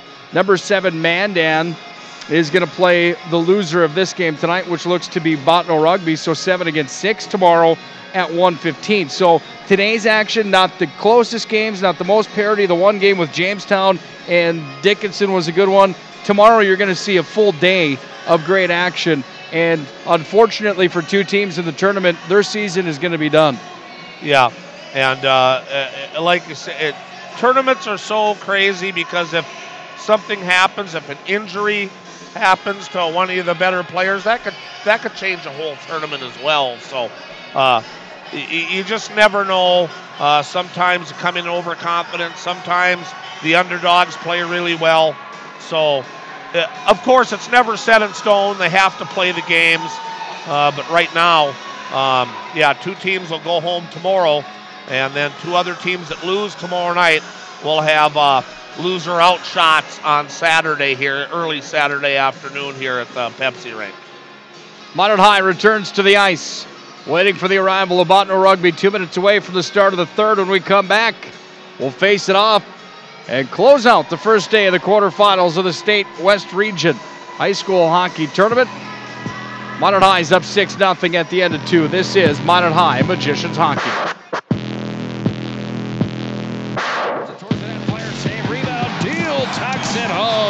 And the Magi lead 3-0. Hi, this is Nick Hulberg, the voice of Magi Hockey, inviting you to join me and Larry McFall on 1390 KRRZ for live coverage of the 2018 West Region Hockey Tournament. The Planet Pizza pregame show starts 20 minutes prior to each Magi matchup. Top shelf backhand, right where Grandma keeps the cookies.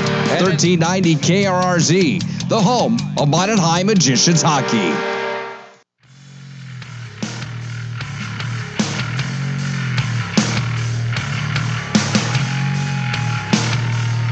Final 17 minutes on day one from the first ever West Region Tournament from the Pepsi Rink.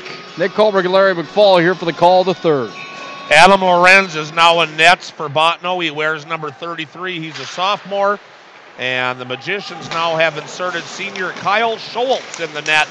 He wears number 1. New goalies here in the third period. You like the call from Minot High, getting Odie out of there, saving him for tomorrow, giving Schultz another run at some more action here, or what is your thought on putting in Odie? It's tough. Everybody's idea is a little bit different. You might maybe want Nelson to get a few more shots. You say don't ever take a goalie out when he's getting a shutout, but the modern day shares shutouts a lot with both goalies. Schultz is a senior. Give him some ice time. You can look at it either way. I'm good with either way they do it. It's just the philosophies have changed over the years, and geez, I wish my coaches would have decided to put me in when Gary Fletcher was getting a shutout. I tell you that would have never happened. Of course, McFall can blow this lead still. Putting me in at a 6-0 lead, it might maybe change the game. Peterson's out of the box. Here comes Hunter Cope. He's in with Peterson. Cope sends it in. First shot on goal for the Wrens is stopped from the sophomore net keeper. 35th shot of the night. Minot High still up 6-0. Run time here in the third period as Minot High has goals tonight from Stenberg twice. Haberman once, along with Fillion, Nelson, and Bergerud. Stick around for a Buffalo Wild Wings postgame show tonight. We'll have our stars of the game. Tough pick tonight. We're brought to you by Minot's Finest Collision Center. Out to center ice. Here come the Braves into the offensive zone. Riley Olson had it taken away there from Logan Broughton with a backhand. Broughton goes out to center ice now. Stenberg in with it. Sent it to Davis. Davis chipped it off the wall down to the corner. Vile calls for it out of Gretzky's office. Puck is underneath Rybczynski, who went to the ice. Now it's going to be sent in front to drive. That one from Brent Davis might have went off the iron. And out to center we go as it's pushed by Riley Olson. Riley Olson sends it down to the glove side corner. Hertz sends it away to the far side wing, and here come the Magicians. Back out to center ice as the puck led forward by Josh Strady. Now back into the offensive zone for the Braves. Sent in front, right on the doorstep. That was Jaden Handelin trying to fire it home. Magicians clear it all the way out into Bottineau territory. Now back at center, it's Evan Nelson that's got it here. Nelson right in front of the penalty box, sent it ahead. Minot High into the offensive zone of the forecheck with Stenberg. Trying to free that one up. Stenberg's got a healthy whack. He's going to go to the box for 2 minutes as he whacked 26, and then he got him again. That was Hoffert. It's Stenberg laid the lumber right on the wrist of 26, Hoffert, and he gets called for it. So a 2-minute power play comes out now for the Braves. We'll call that the 2:50 mark as the clock is running, so I just picked the time off the scoreboard. Slashing will be the call on Stenberg at 2:50. And here comes the Braves power play. Here comes Opposda. Hard shot from Opposda. That one goes the length of the ice, all the way from the blocker side corner of Scholes. And then all the way down. Bottineau trying to clear their own end away to the near side wing. Comes up from Pat Hyde. Back away to Bottineau's Hoffert. 2 handles here. He crosses center ice with it. Into the offensive zone from Jay Shear. Swept away again. Opposda sends it all the way down. 1 minute remains on the power play. On the slashing call to Stenberg with 13:07 to play here in the third period. Opposda shorthanded, brought it in front of the net. Chip back away here by the Braves. They've got control of it again, and they cycle back into their own territory. Up the near side wing, this is Gabe Clements. Clements makes a move at the blue line. He steps in with it. Dropped it off. Nelson took it away, and it's a 2-on-2 drill.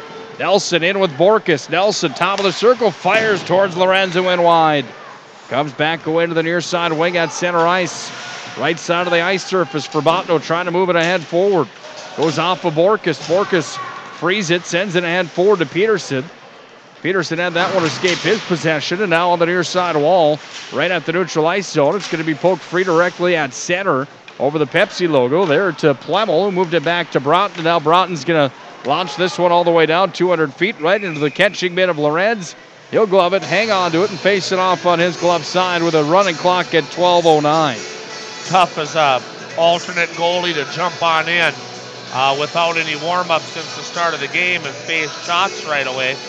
Lorenz doing a pretty good job so far tonight, jumping on into the net for Bottineau. Stenberg's out of the box, and that full strength are the Magicians. Scholes on the other side for the Magicians makes his first stick save of the night. Comes back to Peterson, wrapped around. Now it's taken by Plemmel, and Plemmel goes out to center with Borkus. Plemmel dumps it down to the corner.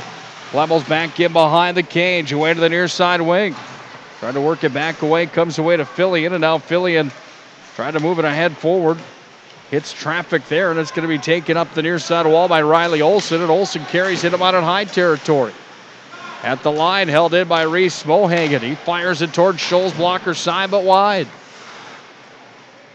Now Drady's got it on the near wing. Drady up to center to Borkus. Borkus over center ice, now the blue line. Borkus across to Fillion, center slot. Fillion fired that one. Hit traffic in front of the net. And it's taken by the Braves. They go back out to center with it right in front of us with Nick Costa. Down to 10:55 to play in the third. Wraparound from behind Scholes. That one went just wide on the attempt. For big number 10, Evan Nelson, the senior. Puck comes all the way down. There's an icing and a faceoff coming on Scholes' blocker side with 10:39 to play here in the 6-0 third period. They'll bring the puck all the way down to the right of Schultz. Clock is running, as Nick said, running time. 6-goal lead or more in the third period. 10:24 left. Here's Sam Opposda on of his own end. Over center ice, down the blue line. Opposda, coast to coast, came to Murphy. Now Berger, who's got one tonight. And a bouncing puck over his tape, but it goes back out to center ice. Evan Nelson on the near side wing, taken away by Haberman. Haberman's in. Haberman fires, hit the goal post. Rebound goes off the end wall. Haberman's got it back. He's looking for his second tonight. Cycles it to the point. Bergerud holds the line. Bergerud wrists one in. That one sails up and hits the glass behind the net. Now posed to back away underneath the cage. Bergerud again handles here. Bergerud spins away from a check. Bergerud has some space now. Top of the circle, back to the far point. Sent it up to Opposda. And the puck comes all the way down the length of the ice in front of Scholes, where Opposda's back on the retrieve. Now Sam Opposda hammered it around the end boards, tried to clear it over to Hyde. Might have had a miscue, and it's freed down to Haberman, and Haberman launches it up to Vial. He's in 1-on-4. Vial sent it towards the far side. He had the puck hop over his stick, escaped him, and back the other way comes Jay Shear. Offensive zone for Shear, blocker side. Taken by Broughton, he'll spin away with it. Special thanks again to Birdie's Hydromulching and Bars of Minot, bringing you West Region and State Tournament coverage for Modern High Magicians Hockey, along with all of our other sponsors. Hunter Cope was run into. There's going to be a tripping call coming here on the Braves, and who will that be? It's going to be Riley Bieberdorf to the sin bin as Hunter Cope went for a ride after Bieberdorf took his legs out from underneath him. 8:10 will be the time of that penalty. It's a trip on Bieberdorf. The only thing I don't like about this running time is there's already 10 seconds off the power play, and they haven't even dropped the puck yet. Off the draw, Stenberg back to the point to Hyde, taken away by Deal, and Deal's got it. Center slot, Deal fires, Lorenz makes the save, and he hangs on to it. So Lorenz weathering the storm fairly well so far here in the third period. Quite a few shots thrown his way. And right now he's shutting down the Magicians, and Bottineau still, as I said, trying to get a goal or two to send them some momentum into Friday. Puck's out of play. Minot High, Bismarck High tonight. That's a rivalry that Minot High, if you're a Minot High alumni or a Minot High fan, that's kind of the one we live for. And lately it's been all Bismarck High. They won 3 this year against the Magicians. They won 3 last year against the Magicians. 6 in a row. Minot High swept them the year before when they won the West Region off the draw. Here's Deal, sent it up and just wide. Can Minot High break the curse of Mike Peluso's Demons tomorrow night? Yeah, since Peluso's been in the helm now 10 years, he's definitely had Minot's number most of those years. Brett Davis, coast to coast. Hits the brakes, bottom of the circle. Davis looks for Vile, finds him. Now Vile sends it across. Nice play defensively there from Nick Costa, but the Magicians still have it. Vile sends it over to Pat Hyde. He lets that one go to the wall. Hyde back to Vile. Drops it down to the corner. Now Stenberg sends it in front, trying to pull the trigger to Deal. We're down to 8 seconds of power play time. 6:48 to play in the third. Still 6-0 Magi. Deal fires, and with the waffle board and catching mitt, Adam Lorenz makes the save. Face-off coming to the Bottineau goaltender's blocker side. Minot High finishing 3rd in the West at the end of the regular season at an 11-9-1 mark. Bismarck High finishing 2nd at 15-6 overall. They only lost twice in the region. Slap shot, pad save. Nice one there from Lorenz. Braves are on full strength. Century was the team to beat in the West in the regular season. They won the crown of the regular season championship. Nobody in the West beat them. We'll have those matchups for you tomorrow night. Magicians starting to put a couple of the other players in the game now from the 4th line. Borkus is out there again with Nelson. And playing with Plemmel on that line. Minot High has the puck in the offensive zone. Here's Nelson, sends it in. Looking for his 2nd goal of the season. Here's a drive in front. Who is it? Bryce Borkus tucks it home. And Minot High leads 7-0. Well, if that is Borkus, that's going to be, I think, his first goal of the season, Nick? I think Borkus has one already on the year. Oh, okay. He got credit with one against Dickinson, I do believe. Who will it be? We'll have to listen in. Got the goal at 11:30 on the running clock time for Minot. That makes it 7-0. Borkus is playing in his 8th game tonight. He's got 1 goal on the year coming into tonight. Let's listen in. Even strength goal, 11:33 in the third. Skater number 28, Bryce Borkus. Assisted on the play by skater number 36, Blake Nelson. That's 28 from 36. Even strength, 11:33 in the third. Nelson, a goal and an assist tonight now. Good for him. We're going to have a hard choice tonight for Armando's finest collision center stars of the game, aren't we? You're going to have a really hard choice You're going to have a really hard choice tonight. Sounds like there's an echo up here in the booth. Far wall, puck is handled by Philly in offensive zone. Now it's Nick Murphy underneath the net. 5-4 was the score in Bottineau. It was an overtime win for the Magicians up in the Lumberdome. In the storied Bottineau venue, such a great place to play. Maybe my favorite rink all time. I love the Lumberdome. That's awesome up there. Bottineau put on a nail-biter with Minot High School that night. 5-4, the Minot High Magicians win in overtime thanks to Brett Davis. A couple weeks later, which was last week, the Braves come here to the Pepsi rink and Minot High spanks them 8-0. Now, tonight, Minot High's up 7-0. They look for more. We're in run time as the Magicians haven't let the foot off the gas pedal. Shots are 41-11. They lead 7-0. Hyde from the line, whistled one in, but wide. Back to center ice on the clear. It comes back out to Hyde, and Hyde's got it. He just hammers it back in behind the net. Wrapped around to the far side wing. Puck comes up off to Nelson. Nelson sends it in. I like Minot High's team right now. They've got everybody cooking, don't they? Right at the right time. Yeah, the 4th lines even came and really definitely helped them out the last 3 or 4 games. In the year 2018, since the calendar year flipped over, Minot High has gone 7-3. They're going to go 8-4, or 8-3 now, excuse me, I'm sorry. They're going to go 8-3 after the win. Tonight, as Opposda walks in, he fires, and Sam Opposda Unloads a twisted wrister, and it's 8 to rip Magicians. 14:03 the time of that goal for Opposna. That's a goal and an assist now tonight for him. We'll see if somebody gets the assist for Sam tonight.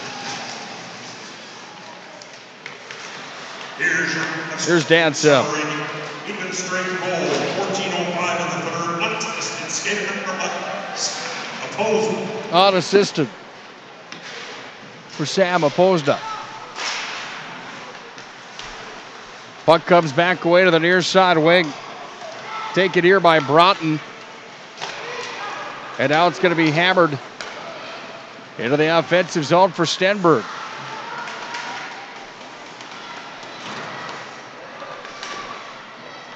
Puck taken away, center slot, comes back on the blocker side. Trying to clear the zone, or the Braves comes back up. Broughton turns it towards the net, fires. That one went wide.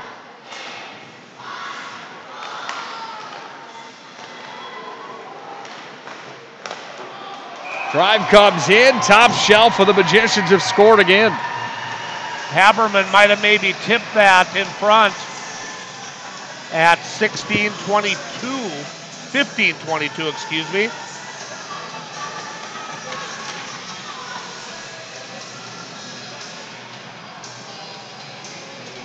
I think that might have been Haberman on the tip. I didn't see who shot it from the point.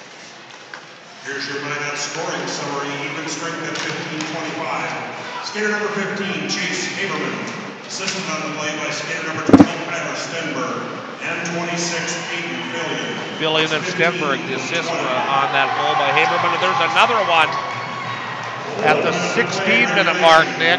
Brett Davis fires that one home, and Minot High makes it 10-0. That's an oh my. My goodness. In the last 6 games, they've outscored their opponents 49-12. Keep in mind, Bottineau, Williston, Dickinson, Amanda, and Art Bismarck High, Century, Red River, Central, and Davies. But I don't know if that really matters at this point. It's a game of confidence, and right now the Magicians have it. Everybody buzzing. They've got all sorts of numbers on this score sheet tonight.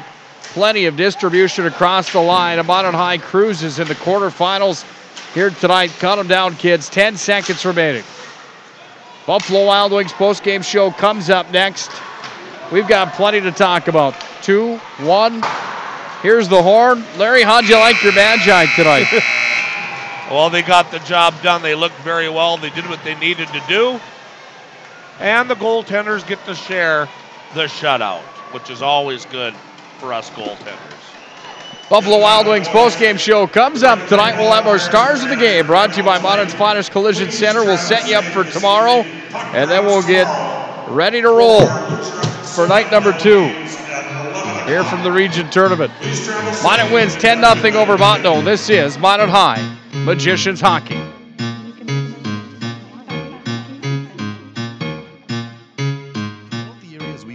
First International Bank and Trust employees are actively involved in helping our customers and communities grow. This is Kevin Vigestead from First International Bank and Trust, member FDIC, equal housing lender. Whether it's coaching a Little League team, leading through involvement with nonprofit organizations, or a proud Beaver booster, know that all of us at First International Bank and Trust are committed to giving back to the places where we live and work.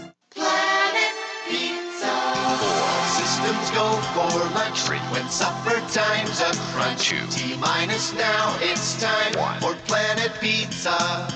With lots of space for fun, there's room for everyone. Don't be an alien to Planet Pizza. Space for fun. Planet Pizza. Planet Pizza.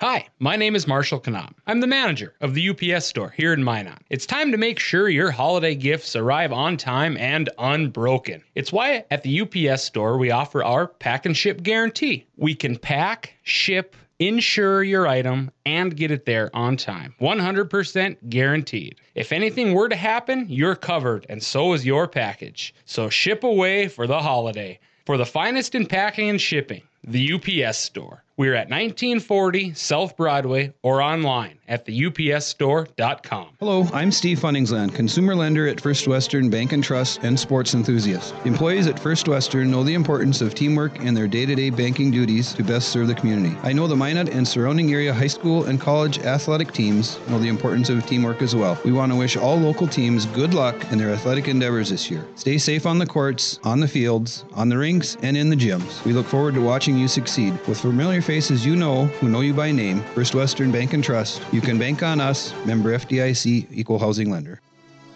ProStyleProduction.com.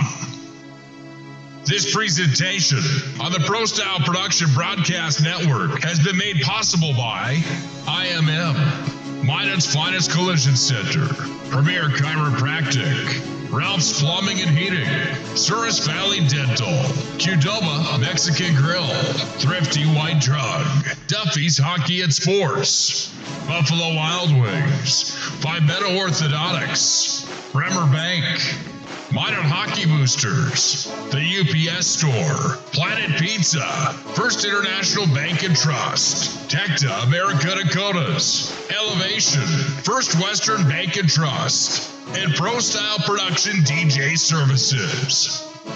Stay up to date with the Pro Style Production Broadcast Network at ProStyleProduction.com.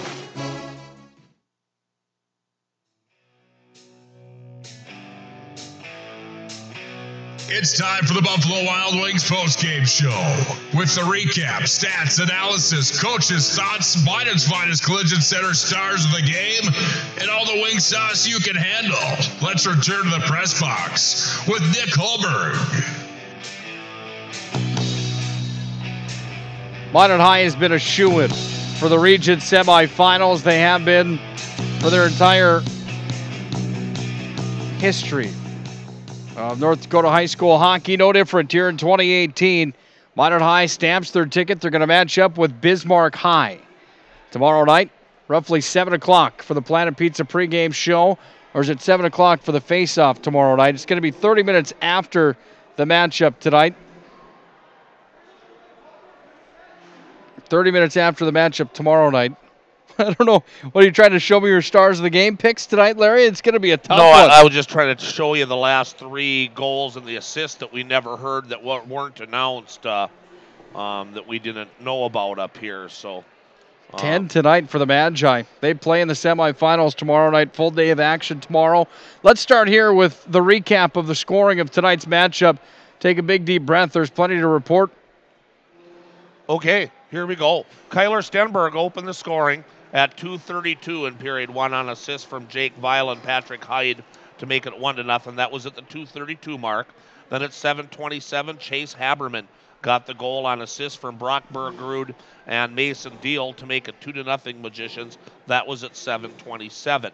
Then in the second period, Kyler Stenberg again at the 4:20 mark on an assist from Patrick Hyde to make it 3-0 Magicians. Then Peyton Fillion at 5:11 got the goal from an assist from 19 Hunter Cope to make it 4-0 Magi. And then at 9:20 of the second period, Blake Nelson made it 5-rip on an assist from Sam Opposda. Then the Magicians took a 6-0 lead. About 3 minutes later, Bergrud got the goal on an assist from Logan Broughton. Then in the third period, 4 goals in 4 minutes and 30 seconds. Put that one away. Blake Nelson at 11:33 from Bryce Borkus. Sam Opposda at 14:05 unassisted. Haberman again at 15:25 from Stenberg and Fillion.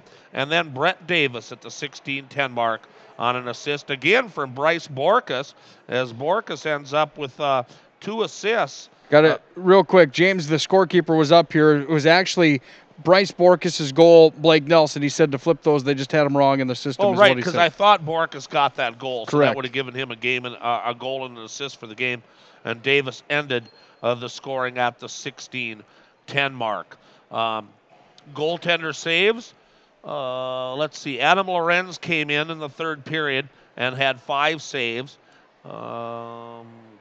Tyler Olson had 28 saves earlier.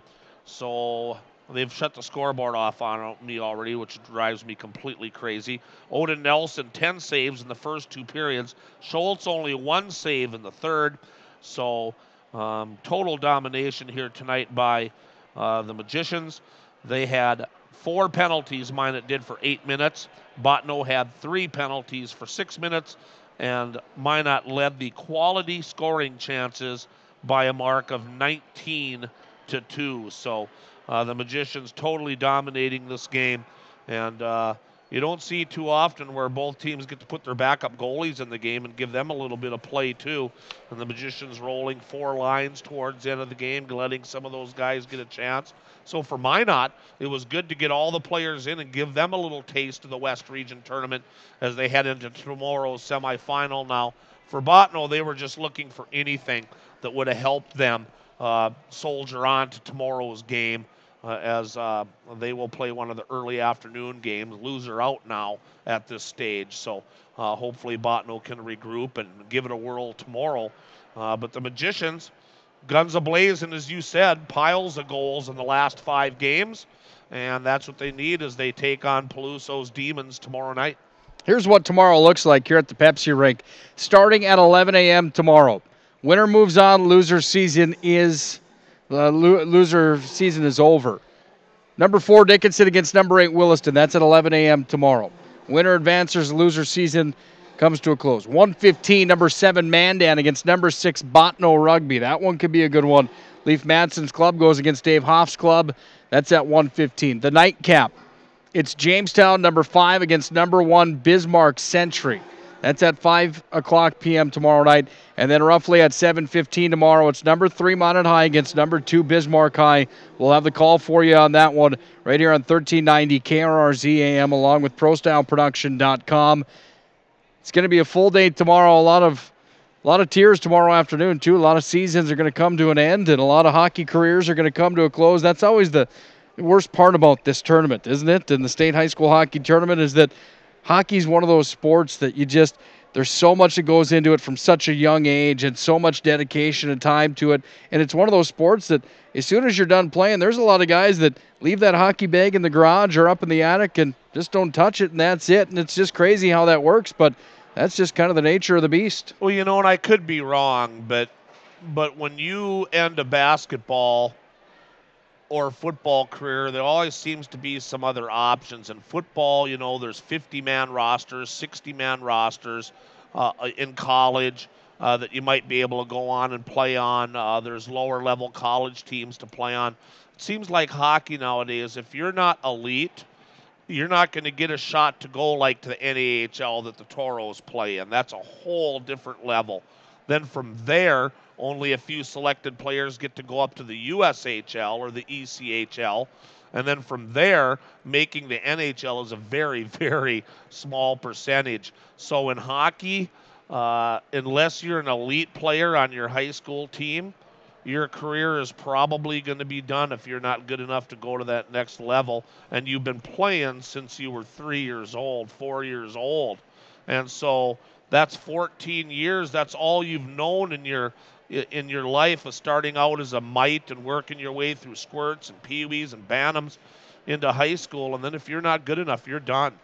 And so, so tomorrow there's going to be some athletes here that probably, outside of maybe playing men's league, are never going to play organized hockey again. So you're right. It's a real tough deal to go through that for these young men. That's all they've known since mom and dad loaded them up in the car and took them to the 6 a.m. practices.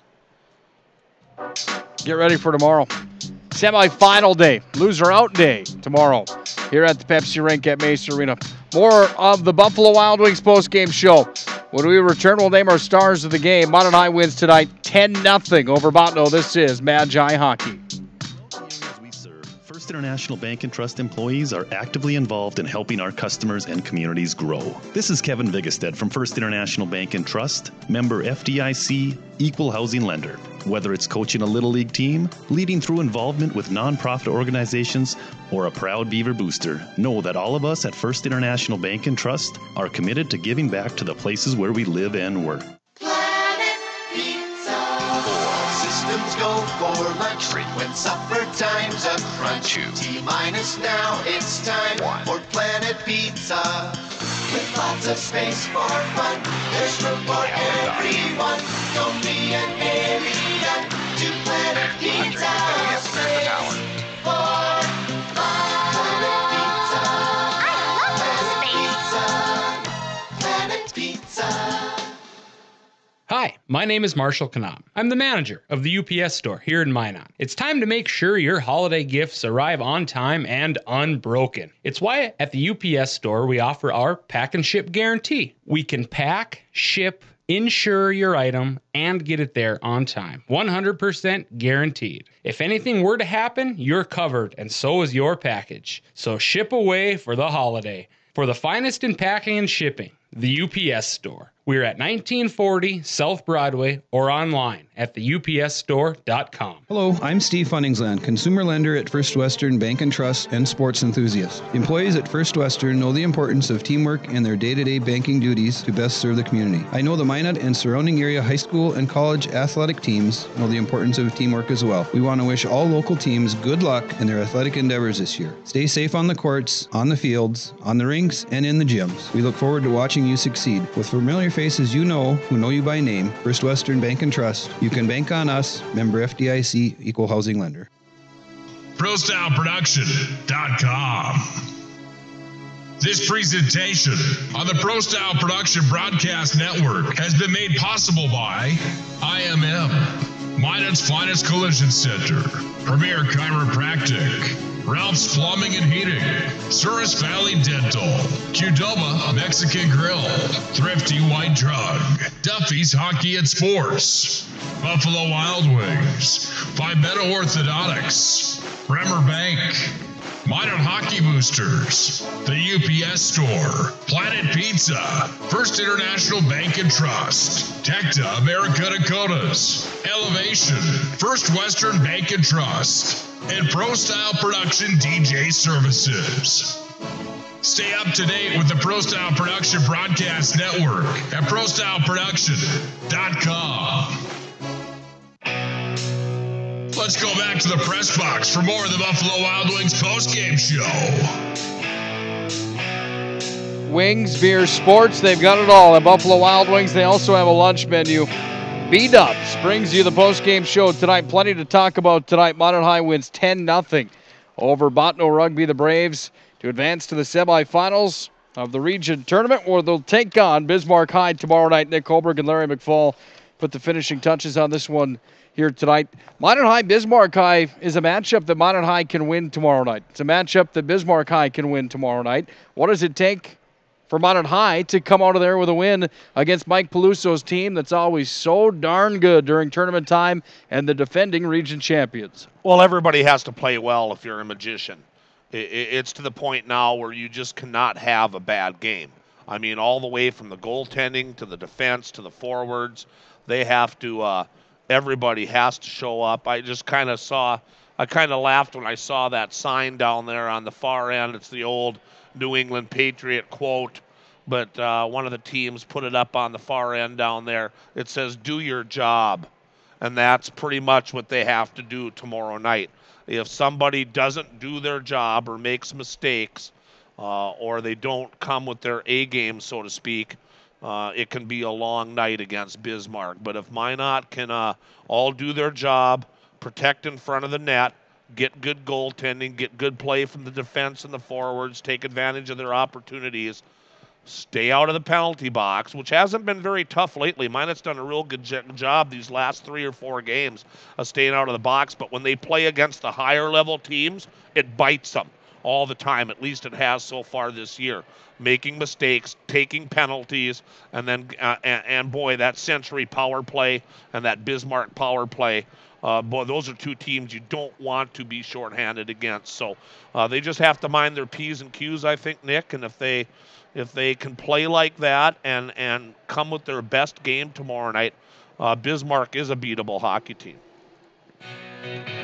It's time for the Minot's Finest Collision Center stars of the game. Minot's Finest Collision Center. We are Minot's Finest. Tough choice tonight. Boy, is it a tough choice tonight. You look down the sheet, goal scorers tonight. Stenberg, Haberman, Stenberg, Fillion, Nelson, Bergrud, Nelson, make that Borkus, Opposda, Haberman, Davis. Haberman's on there for a few tonight. Fillion's on there for a few tonight with points. He had a couple assists in the hockey game tonight. Stenberg, 2 tonight. Minot's Finest Collision Center brings you the stars of the game here this evening, and this is not an easy job, but I've got them written down, and this is how we're going to do it tonight. First, we'll tell you that Minot's Finest Collision Center ensures proper procedures and make sure that they're followed to repair your vehicle so safety features are maintained to keep you and your family safe. We are more than an auto body repair shop. We are Minot's Finest, 839-0989. Drum roll, please. How about Kyler Stenberg tonight? He's going to be one of our stars of the game. These aren't in any order. Stenberg, 2 goals, 1 assist tonight. He's got to get some credit. He had the game-winning goal. He was buzzing right out of the gate tonight.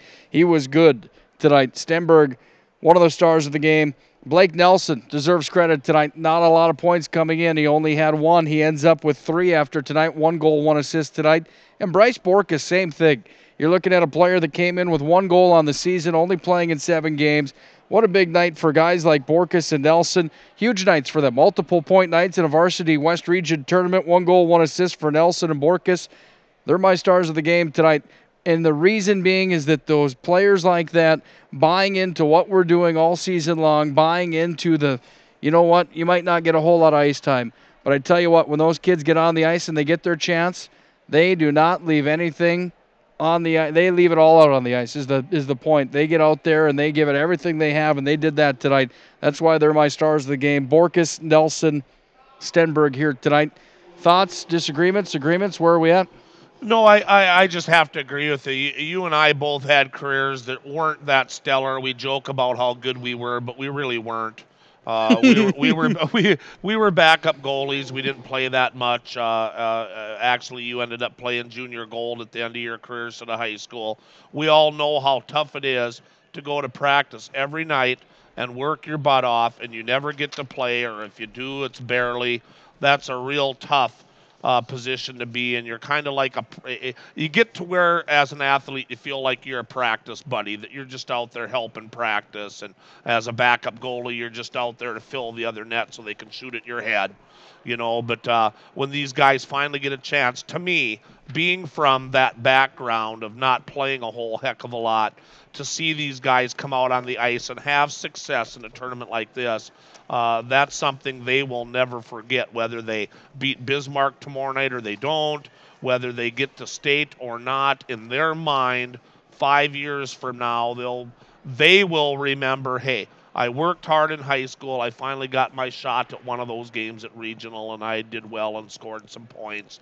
It's a night that a lot of the fourth liners or the backup goalies will never forget. Schultz finally gets to play in a West Region. He's a senior. He's never played in the West Region tournament ever before, and he gets a chance now and goes on out there. Granted, he only had 1 save in the third, but he did play a stellar game up in Bottineau a couple of weeks ago. It gives you a chance to say that you're a part of it, that you did something, and it's nice to see those guys that don't get points go ahead and do it for once, or get a chance to shine at a tournament like this. So it can only make them feel better. The starters and the first liners and the second liners, they know what they can do and they know what they do.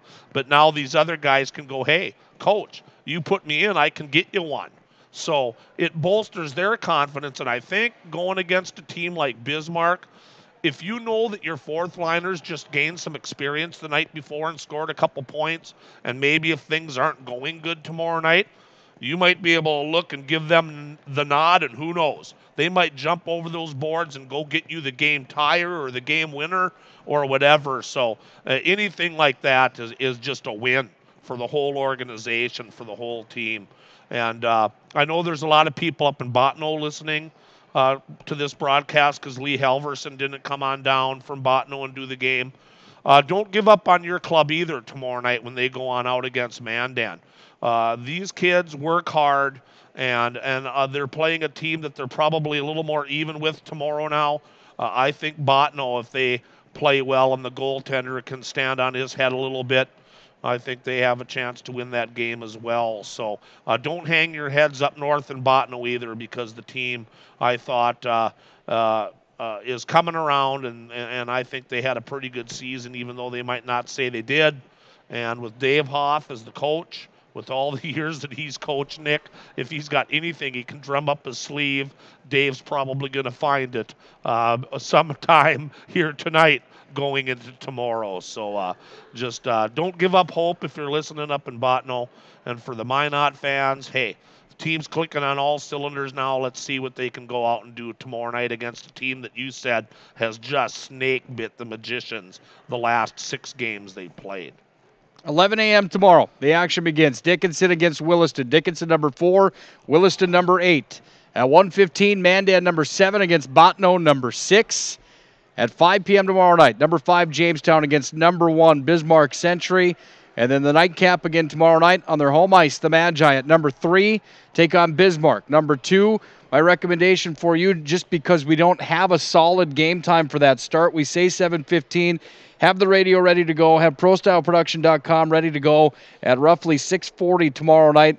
Larry and I will turn it on then. We'll have that. We'll set that as our time. 6:40 is when we'll roll. Might be a longer pregame show than planned, but that's when we'll be on and ready for tomorrow night's action. Should be fun. Region semifinal night. It is my favorite night of the year, and it has been my entire life. For whatever reason, the region semifinal night just brings that extra element of, you know, it's a big night. I don't know what it is, but for whatever reason, region final night, I guess more than anything, it's that if you win tomorrow night, you stamp your ticket to the Ralph Engelstad Arena. Let's put a thumb on it. That's what it is. And if you win tomorrow afternoon, you're still alive. If you lose, you're done. So all those 4 games so huge. And that's why you like it, and that's why it's so good. It's the best day of the tournament. Should be fun tomorrow. Larry, we sure thank you for your time here tonight. We'll see you tomorrow afternoon. We'll see you tomorrow morning. For the Mad Chefs, great job with the crew here at Mesa Arena. Yeah, you can join me here at 7:30 tomorrow morning if you want. We'll do some chipping and we'll do some edging and we'll zam the ice if you want to help, Nick. Want me to call you and wake you up? Yeah, why don't you give me a call on Bob Gillen's old number? Minot wins tonight 10-0. They advance to the semifinals. We'll see you tomorrow for the Planet Pizza pregame show at 6:40. For Larry McFall, Bob Gillen, John Grubb, I'm Nick Hulberg. Good night. And God bless.